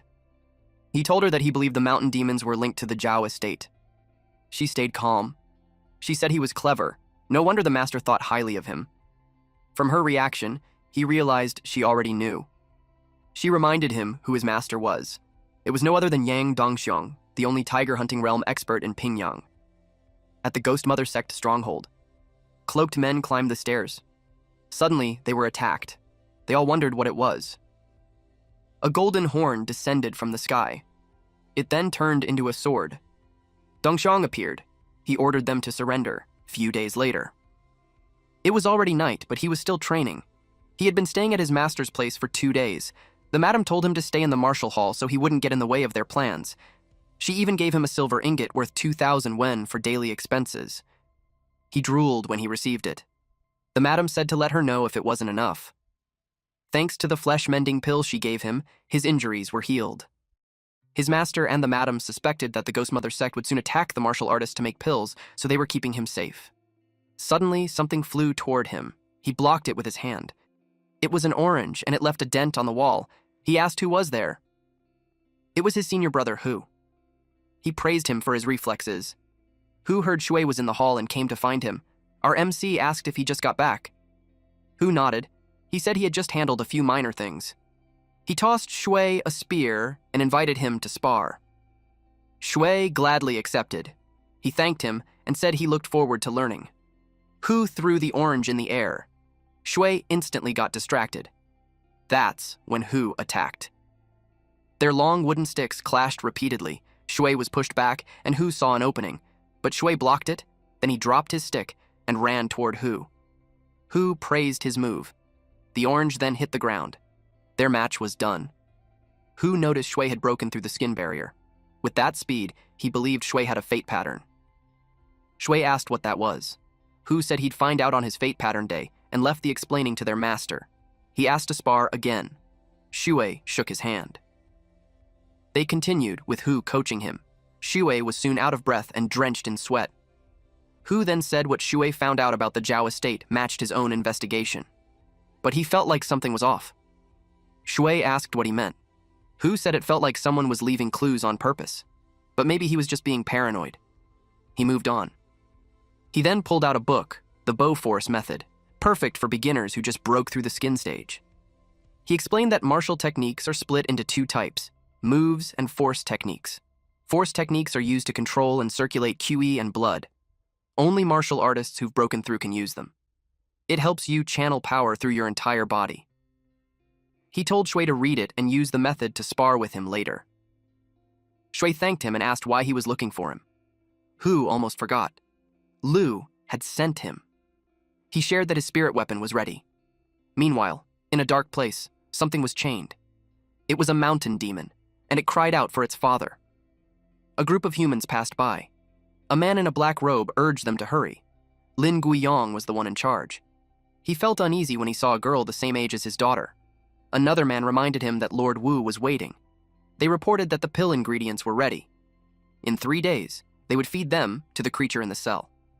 The guy was pleased. The creature was a mutant, and the pills were essential. Inside the cell, the prisoners looked weak and scared. An old man kept coughing. He couldn't stop calling the name of his young master, at the blacksmith shop. Gang was in front of the forge. He's working on the feather. He's at the second stage where they activate the latent energy within the feather core and let it be absorbed by the tungsten steel. He then threw something in it. He placed a shadow bat hide in it. It can slip into shadows and feed on blood and will serve as the mold base for the spear. Then he quickly called Shui. Shui slashed his hand because a spirit weapon must be forged with the blood of its wielder to complete the final step. The spirit imbuement. He dropped blood in it. The flame soared into the ceiling and formed into a phoenix. Gang took the handle of the spear and connected it to the blade. But he noticed that the weapon's spirit was rejecting the blood. He commented that the bird is unruly even after death. He tried again. The weapon pierced through the forge, but he finally finished the weapon. He called Shui to try it. Shui was in awe when he saw his spirit weapon. He grabbed it and felt its weight. It's at least 54 kilograms. He slowly pulled it out and swung it. He bonded with the spear as if they shared the same blood. Gang told him to go in the back courtyard to try it out since there were wooden stakes there. Shui tried different moves using his spear and he looked cool. Gang praised his form, then he encouraged him to name his spear. Our MC decided to name it Fubo. Someone arrived and saw that their junior brother's weapon was done. It was Hu and Zishui. He asked them what they're doing there. Hu uttered that the master sent Zishui for an investigation and looks like he fooled around. He even has lipstick marks on his cheek. Zishui reasoned that taverns and opera houses are great for gathering intel. Gang asked him if he found something useful. He replied that he heard something about one of Ghost Mother's hideouts. At that time, he was fooling around with the girls. When black-robed men entered, he noticed them, but his attention shifted when a woman barely clothed sat on his lap. He narrated that he followed those men and was led to their hideout near Fahua Temple. With that, he concludes the mission accomplished. Upon learning that, Gang stated that they could move forward with the task that their master gave them. Zishui suggested that a direct assault is the most appropriate. Gang agreed and concluded that they will strike and take down the hideout tomorrow. Zishui stated that their little ninth will be coming with them too. In a serious tone, he told him that it's about time he gets blood in his hands, since he won't be able to avoid it forever, especially not with all the enemies that their master made. Gang bonked him in the head and told Shui not to listen to his nonsense. Then, he asked him what he thought. Shui agreed to go with them. Meanwhile, at the cell of the mountain demon, Zheng was ushered inside. The chained monster was named Tiger, and the black-robed guy shared that it's eating a lot and is as strong as ever. Jing told the guy to leave and not disturb his time with his son. The black-robed man told him to take his time. Jing praised his son, the monster, for working so hard. He uttered that if only his son didn't turn like that. He caressed its face. One would think he'd felt bad, but in reality, this crazy bastard didn't feel any remorse. In fact, he used his son to help him achieve his immortality. It was an early winter night at the hills near the Feiwa Temple. There is a house there. Men and women are lined up while being watched by black-robed men. One of the black-robed men exclaimed that this batch of elixir materials has some real treasures. He's talking about pretty women. His fellowman scolded him by saying to keep his pants on. He requested his boss to give him a moment. His boss warned him that if he screwed up Envoy Huang's plans, he'd be a dead meat. Little did they know that they are being watched by Gang with a black dog Hu and Shui. They felt fortunate that their master lent them Black Fang. Without its keen nose, they wouldn't have picked up the subtle markers forth. Then the dog barked loudly. Gang pets hushed it. The dog whimpered in response. Shui asked where his senior brother Shu went. Zishui pulled his bow and released an arrow. The black-robed guy took a woman, and she resisted. But before he could finish his sentence, he disappeared. He was struck with an arrow and collided with the wall. It happened so fast. One of the black-robed men yelled that they were under attack. Hu stated that it was Zishui's signal. Gang ordered to move out. He ran as fast as he could. The next thing they know, the entrance of the house exploded. Gang made it happen when he charged in. The black-robed men were all focused on him. They took out their swords. Shui couldn't help but be impressed when he witnessed the strength of a galloping horse realm warrior. Hu reminded him not to freeze up since it will be his turn now. Gang punched one of them. 2 men attacked him from the back, but the arrows took them down. Those arrows came from Zishui, who had their backs. Hu and Shui joined the fight too. One of the black-robed men knew that spears aren't fit for tight spaces, so they surrounded Shui. Unexpectedly, Shui maneuvered easily and took them down. When he's done with those men, he went for the ones in front. In one swing of his spear, he took down 3 men at the same time. Gang instructed him to take Black Fang and find the hostages. Meanwhile, in the underground passage beneath the base, those black-robed men yelled that there were intruders. Every single one of them was deployed to meet the intruders head-on. One of the black-robed men fell on his knees and uttered that it's finally over and he won't be tormented anymore. His fellowmen told him to run, but he didn't. He agonized over what happened to the temple and everyone died. He blamed himself for messing up when he blew that woman up. He felt so bad because even kids, the same age as his daughters, became victims. He couldn't take the guilt, and he knew as sinners, they won't be exempted from the punishment. His friend had no idea what he's saying. The man was slashed. He did that to his concerned fellowmen while saying that it was all Zhao Hongyuan and Zheng Xiang's doing. And since Zheng is still inside, he planned to take him down to save his family. Meanwhile, Zheng is scolding some black-robed men for being panicked when their enemies are just 4 students of Dongxiang's. He ordered them to release all the mountain ghosts and scatter it across the hilltop. Those men looked overwhelmed, but agreed to follow the order. Zhen suspected that it was a setup done by Master Zhao Hong. He's annoyed that of all people, he's the one who was sent into the mess. But he still thinks of it as a golden opportunity. He thought that if he could get out through the secret tunnel, he would have the chance to turn the tables. It was about sunrise. The 3 students of Dongxiang looked well. Gang asked where their junior brother was. Hu was under the impression that he's escorting the hostages down the mountain.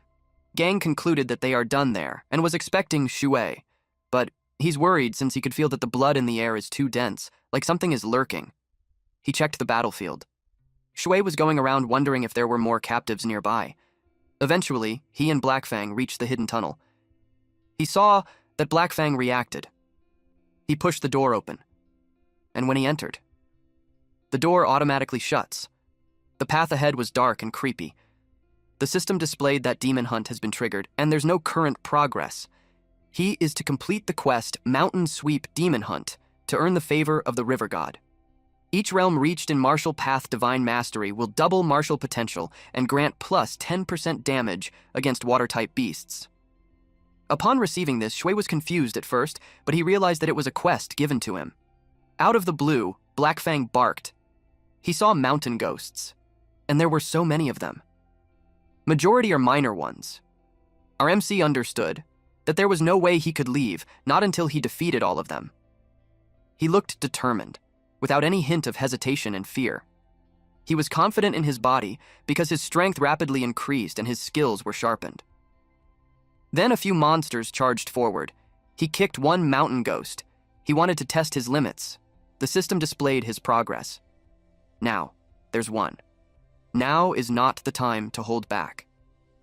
He threw his spear and stabbed the mountain ghost right at the center of its chest. That's his 2nd kill. He continuously attacked and had reached his 6th kill. The blood has tainted his robe and cheek. But there was no time for rest as he needed to begin round 2. Several mountain ghosts attacked him at the same time. He threw his spear to one of them, and as he went to retrieve his spear, 2 monsters chased him. He grabbed his spear and made his 30th and 31st kill. He checked if it was over. Someone arrived and recognized him. He got cautious. It was Zheng. He had this sinister look on his face as he uttered that no one expected an orphan fishmonger would come that far. He stated that it's perfect timing since he has a gift for him. He grabbed a man named Lu Zongsan and told him that his son's fellow disciple had come to save him. Shui recognized that it was Xiaohui's father. It made him angry. He warned Zheng that his brothers were nearby and they would end him. But Zheng wasn't scared at all. Shui was taken aback when the ball behind him exploded. The large mountain ghost came out. Zheng challenged him on who will finish who. At dawn, in one of the Ghost Mother cult's hidden bases, Gang took off running with Hu and Zishui following. Zishui asked if there was a reason to be tense.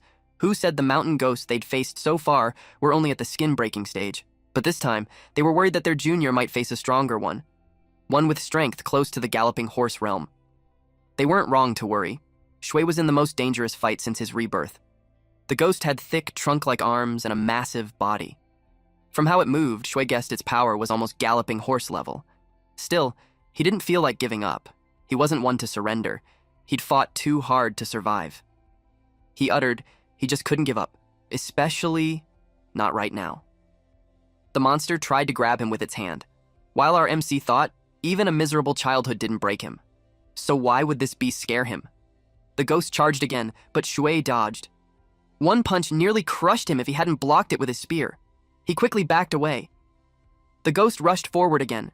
Shui leapt to dodge. Watching from afar, Zheng couldn't believe the brat had only trained for half a year. Shui and the monster clashed again. Zheng told his son to finish him. Shui held his spear steady and slashed the ghost's arm, but he also took a heavy punch that sent him flying. Zheng laughed when he saw Shui hurt. Shui realized the gap between their strength was huge. The system window appeared to show that the quest had been completed and his rewards were being computed.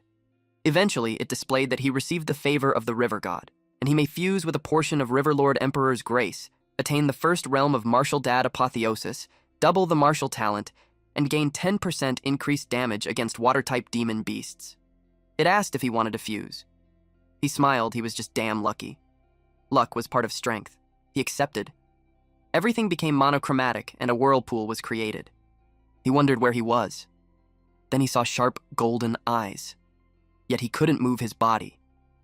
A dragon asked the River Lord if he won't show any regard. Shui had no idea who the River Lord was. It was a man in warrior's armor. He looked confident and powerful. Then he replied that violating the heavenly law leads only to death.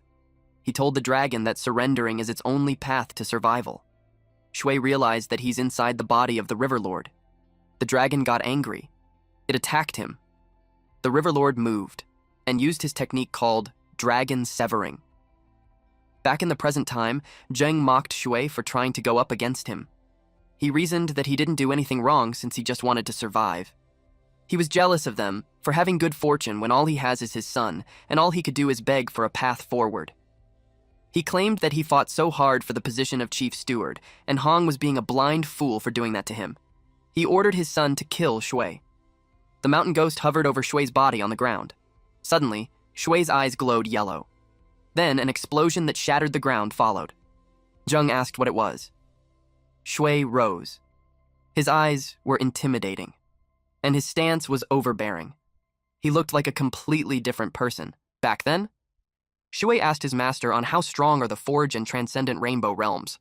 Dongxiang replied that no one has seen them, so no one truly knows, but he stated that there is one title that sums it up well. It is the Divine Realm, the current state of Shui. He pointed 2 fingers in front and recited his attack, Dragon Severing. The ground and the surrounding area turned black with the eerie vibes because of the black mist. Zheng couldn't ask what the hell that thing was. Lu Zongsan seemed like he knew what's going on.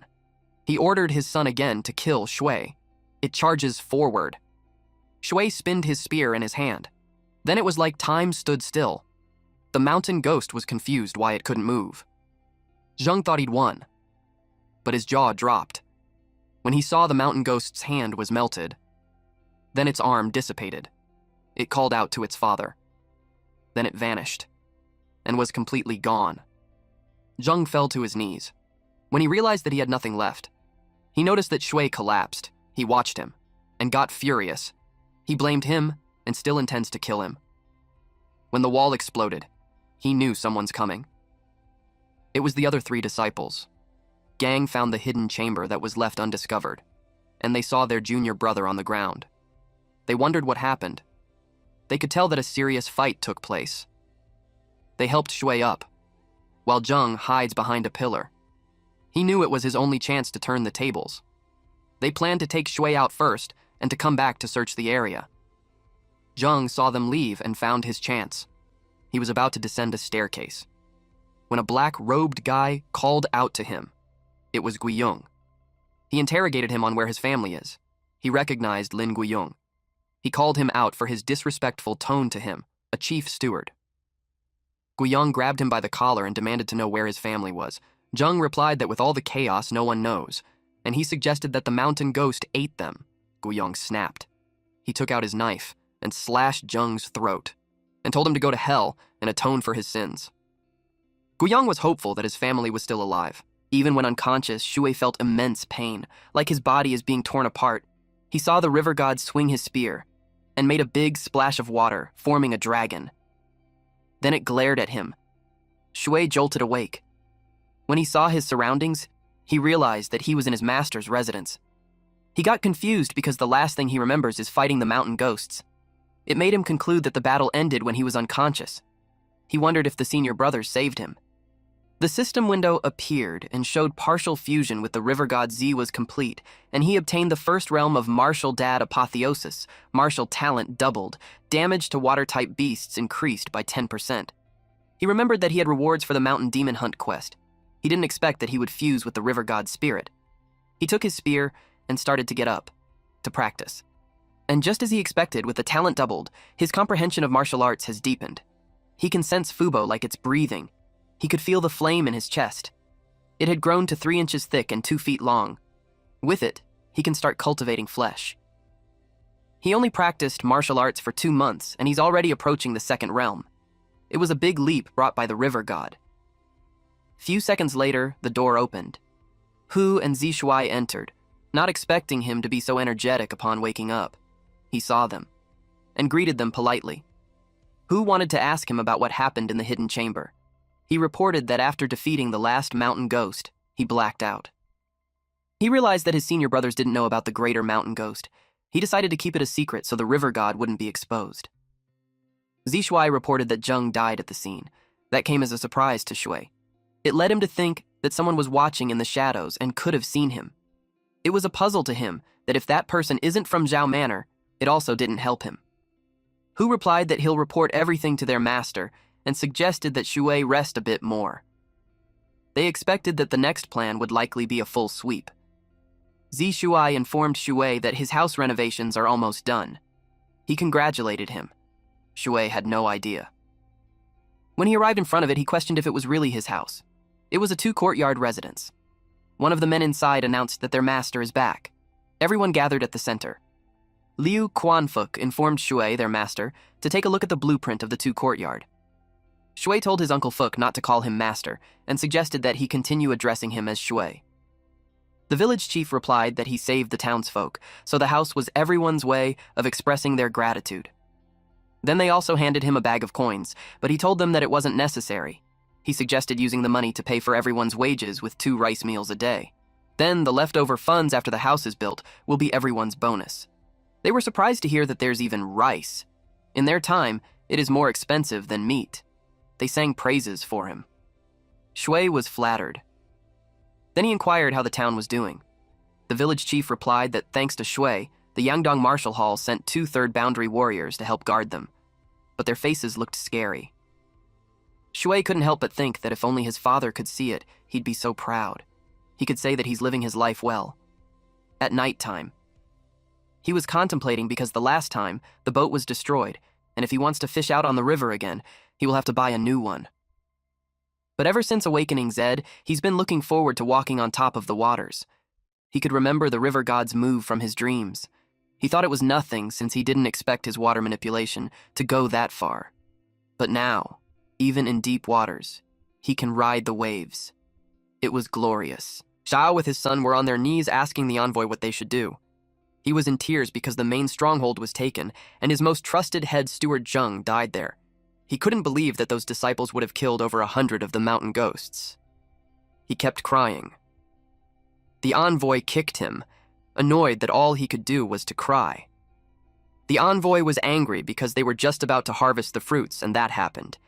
He asked how the main stronghold got exposed. He's furious that so many of their strongholds are gone, but he stated that at least they still have enough pill materials. He instructed Zhao to get the boat ready as they needed to return to the cult immediately. Zhao replied that it will be ready by morning. He left, and Zhao kept thanking him. While at the courtyard, Sui Yuan looked concerned for his father. Zhao stopped by the tree that he planted 5 years ago, but that tree never bore fruit, he uttered. He asked his son if he knew why he kept it even though it never produced. His son doesn't know. So he explained that it's valuable even without fruit. It attracts birds and beasts every day for them to eat, like Zheng Guiyang, young master Lu. He stated that those people were birds and beasts, born to be devoured by them. He called it natural selection. Xie Yuan couldn't believe they would treat Zheng that way too. He asked if it was his father's doing to send Zheng on that stronghold. Zhao claimed that trees will eventually rot, and they couldn't rely on them forever. The same goes for the Ghost Mother cult. He gave his son a wooden box and instructed him to send someone to send it to Shui. That night, he planned for them to set sail to Huangzhou and let Huang Zejun deal with the mess. In the morning, someone was happy to have seen Shui. He was walking on the street and was being flattered by people.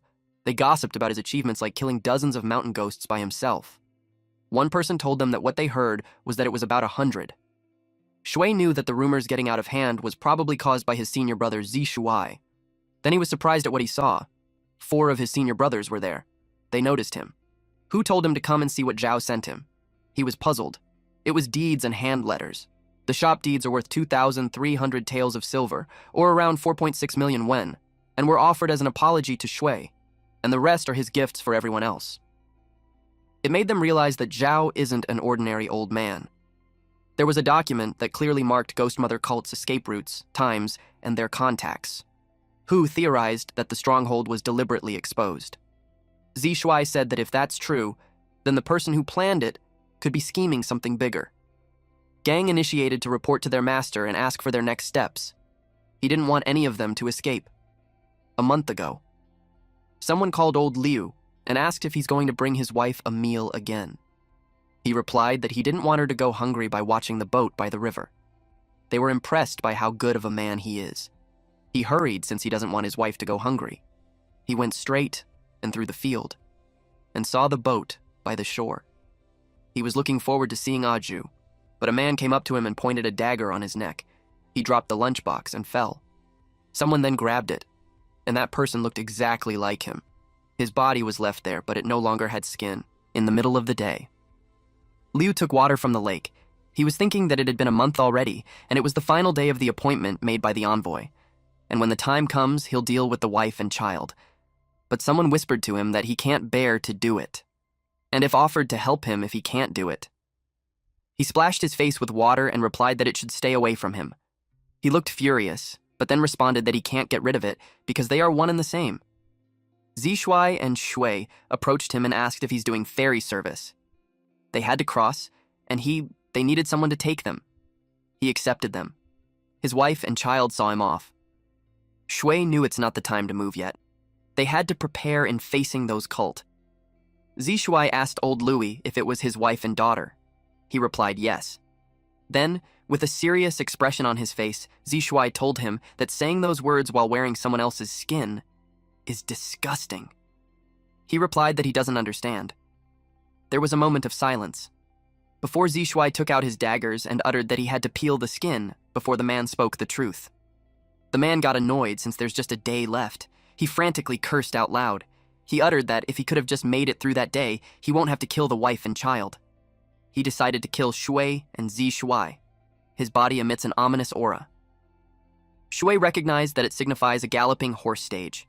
He immediately brought out his spear. Zishuai and old Louis had engaged in a fight. Shui was behind Zishuai, and he pointed the spear at old Liu. The boat rocked. Zishuai told the man that there's 2 of them, and only him, so he may not hold out. But the man asked, on who said that he was alone. Suddenly, a man jumped from the water. This man expressed that old Liu should have left him out earlier. Shui got an alert that there's another one, its chains wrapped around his arms, and pulled him into the water. Old Liu revealed that Ghost Mother guards always come in pairs, one in the light and one in the dark. His Shadow Guard specialization is underwater assassination techniques. He told Zi Shuai that if he can't kill him in 5 minutes, the kid will die. The Shadow Guard expected that the kid's lungs had bursted already. He was confident, since underwater was his domain, but he felt a yank in his chains, and it pulled him to collide with the waterbed. He asked what it was. Shui stated that ever since his fusion level passed 70%, he had been curious on how far he could go underwater, so he owed him a thank you. The Shadow Guard couldn't believe that he's being pulled in with such immense force. With a sharp gaze, Shui welcomed him to his domain. The Shadow Guard was thinking that in their world, there are no gods, because if there would be any, it wouldn't come to save him, and they never responded to him. If they existed, he thinks that he wouldn't be in such a state. Some believe that gods can only be seen before death. Him and Shui were face-off and were connected by the chain. He asked who exactly that guy was. He knew his strength, speed, and he thought that if he's fast enough, the kid would be dead for sure. He attacked first. Shui used the water traverse and got closer to the Shadow Guard to punch him in the jaw. That blasted him away. Then he saw him disappear. He questioned how he was hit when he's on the galloping horse stage. Shui yanked him again. That surprised him, and Sui waited for him to come to him while he prepared his fist. His punch landed. It was so powerful that it shattered the waterbed. Dealing with someone in the galloping horse stage underwater wasn't a problem to him at all. He's worried for his senior, so he plans to immediately return to the boat. The Shadow Guard was unable to move. He thought that this big brother was right. The Shadow Guard was talking about how the god could only be seen before death. Shui, together with Sleepyhead, swam up. Old Liu crashed on the boat. He still kept saying that the little junior is dead. Zi Shui was tense. A hand grabbed the boat. To their surprise, it was Shui. He reported to them that the short guy was eaten by a water beast underwater. He looked exhausted. He's putting on an act. Sleepyhead can be seen from a distance, and it made those two believe that Shui's story was true, and that he just got lucky. After that, the one called Old Liu lost. Eventually, he was arrested. He looked back to his family. The woman glared at him, and the child looked scared.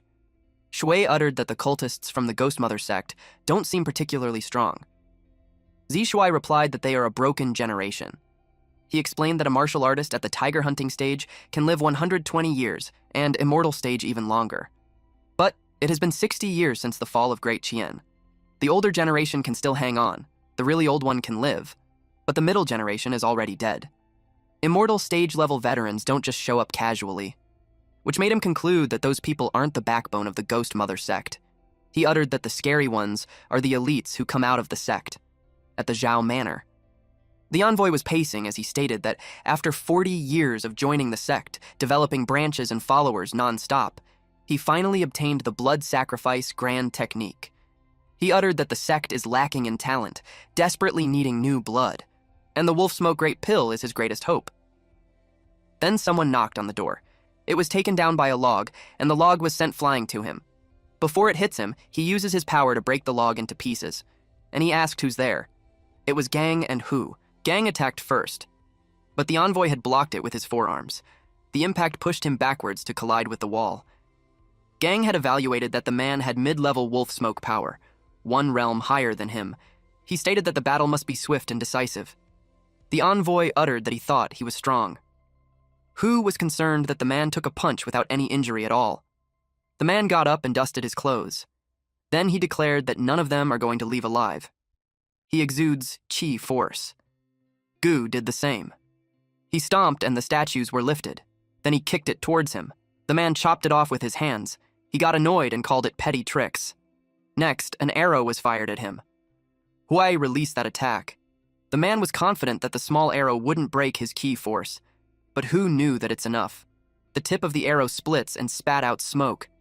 It blinded the man. Gang rushed forward to punch him. It was followed by a huge explosion. He wondered if it was over. The man was on the ground, caressing his nose. He realized that he had been exposed thanks to Zhao Hongyuan. Otherwise, they wouldn't have come prepared. He took out a pill while telling them that he won't let a single one of them go. He created an arrow with his hand. Hu pointed out that the man's wolf smoke great pill is gone. Gang suggested that he surrender. It made him realize that Zhao told them about it too. But he told them that it isn't actually a pill. They saw him put something in his mouth. He swallowed it, and his body transformed. He somewhat looked like a monster. His power was overwhelming. An image of the mouth of the mountain ghost appeared behind him. He exhaled. He asked them if they could withstand the power of late-stage wolf smoke. Shaoi led a horse. Him and Zishuai were off to the Zhao Manor at the end of the street. He suggested that they hurry. When they arrived in front of the house, there was an eerie feeling. Zishuai could tell that it's from the third senior inside. He knew it meant trouble. Then, a part of the house exploded. Gang commented that cults are cults after all, because they always made themselves look like neither human nor ghosts. The envoy called them a bunch of hypocrites acting all noble. He told them that the remnants of the former dynasty, being neither human nor ghost, isn't what they've always wanted to see. His past was chaotic. His village burned down and everyone ran when the soldiers came. A man told a woman to take the child with her and run. The soldiers were there to kill all remnants of the former dynasty. They wouldn't let anyone live. Eventually, the child's mother got sick and was on her deathbed. The child met the sect and told him that every one of them shall devote their lives to serve the holy mother of the sect. They knew it was not for such a child to survive, so they took the child as their disciple and was renamed Huang Zejun. At the current moment, Zejun attacked Gang. Their Kui clashed. Hu couldn't provide support because it was difficult to aim. Then he heard someone calling out to him. Shui and Zishuai had arrived. He admitted to Zishuai that he couldn't help Gang. Zishuai took over the bow and arrow. He aimed. While Shui watched the fight of a wolf smoke, he admits that he was overwhelmed. Gang knew he wouldn't last long, so he must find a way to break the stalemate. He speculated that the weak spot is around the heart. He planned to create an opening for his junior brothers. An arrow was shot over his head. It was aimed towards the heart of Zejun. But Gang finds it strange because the arrow didn't feel like it was the fourth brother's power. Zejun emphasized that the arrow wouldn't even scratch his Kai force. Gang understands now that Zishuai is misleading Zejun. They worked together, which made it possible for Gang to stab Zejun at the chest. Zejun was taken aback. Then Zishuai saw the opportunity. He released a powerful arrow. There was a statue of a masked man. While staring at the masked statue, the teenage Zejun asked his master why they can't live openly under the sun. His master replied that they are the remnants of the old era, because the current era had no place for them, since someone had taken what rightfully belonged to them, and no matter what, they will one day make them pay the price. But currently, the arrow had struck him right at the center of his chest. He coughed up blood and wondered how it was possible. Shui realized what just happened. The first arrow shot by his senior brother deliberately had weakened power to numb Huang Zejun, and they made them think that it was done by the fourth brother. Then the second arrow immediately burst forth with galloping horse stage peak power. It made him realize that he has a lot to learn. When Zejun didn't move, he called Hu to bind him with a blue steel chain. That blue steel chain was specially made for wolf smoke martial artists. Shui finds wolf smoke martial artists to be terrifying. The heart had shattered, yet the person was still alive. Zishuai pats his shoulder and tells him not to be scared. He uttered that those cults love looking neither human nor ghosts. Zejun heard that and repeated that phrase. He asked them if they have ever lived in a cave where sunlight never reaches all year round. He questioned them if they had crawled out of a pile of corpses.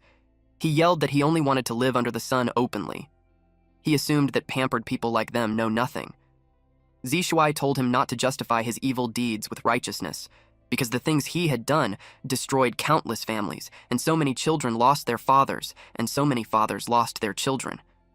So he shouldn't try to glorify his selfish desires, because instead of him being pitied, Zishuai felt this urge to break his limbs instead and dig out his heart to feed the dogs. Shui was overwhelmed with his reaction. Gang informed him that Zishuai was one of the orphans from villages wiped out by the Ghost Mother sect. It seemed like Zejun recognized him.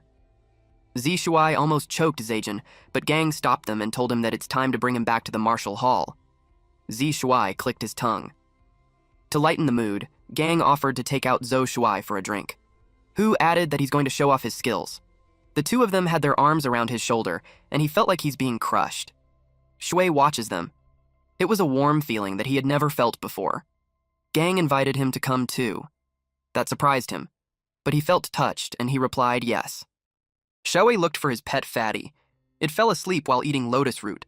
Its tummy looked so full. It dreamt of its master Shui, and it felt like a nightmare. Because of this, it jolted awake. Then it sighed. Relieved that it was just a dream, it rubbed its eyes and grabbed its bag. Fatty looked in the mirror and slapped both of its cheeks to awaken itself fully.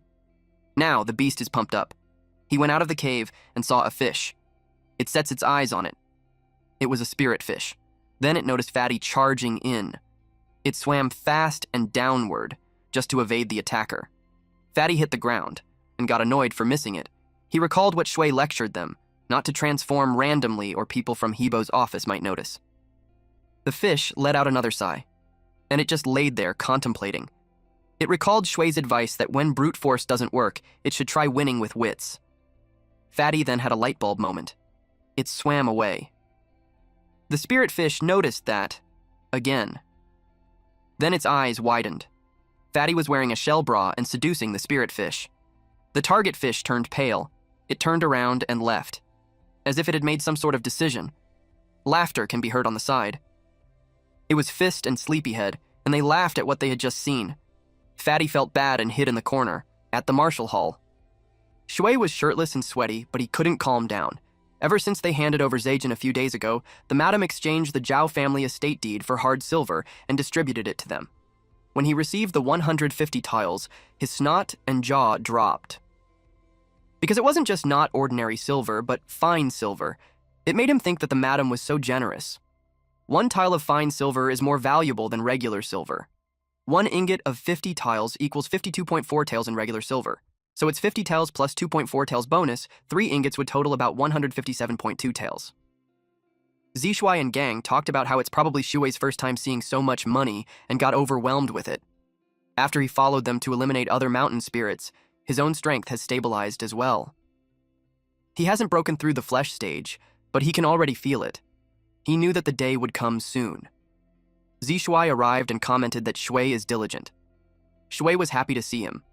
Zishui reported to him that the master had returned, and he's calling them over to discuss merits and hand out rewards. Shui was dumbfounded that there's more rewards. Zaijun was chained and cursed at Zhao. He vowed to kill him. He was tied to a pole, and the disciples were about to have their meal in front of him. Zishui asked if they really needed to eat while being watched by those two. Changsong replied that it was arranged by the mistress. Zishui asked him why he's there when he wasn't even in the Zhao residence battle. He told him not to think of it that way since it just happened that they were on another mission. Shui expressed how he's impressed with the madam for arranging everything in the Yang residence perfectly. Gang uttered that Shui must not have known the madam's family name. He shared that the surname is Shu, which is a prominent name in Huangzhou. During the time of the great ancestor, her family produced a grand secretary and several ministers. The master and his wife were even matched by Grand Marshal Xu Wenju himself. And the madam's father is none other than Xu Rongguang, a third-rank official and imperial banquet master. Changsong stated that the madam marrying their master would be considered marrying below her station. Gang warned him to be careful, or the master would skin him alive. The servants then announced the arrival of the master and madam. He praised them all for doing well. Then he stated that as for the 2 thieves, they will be handed to the authorities in the afternoon.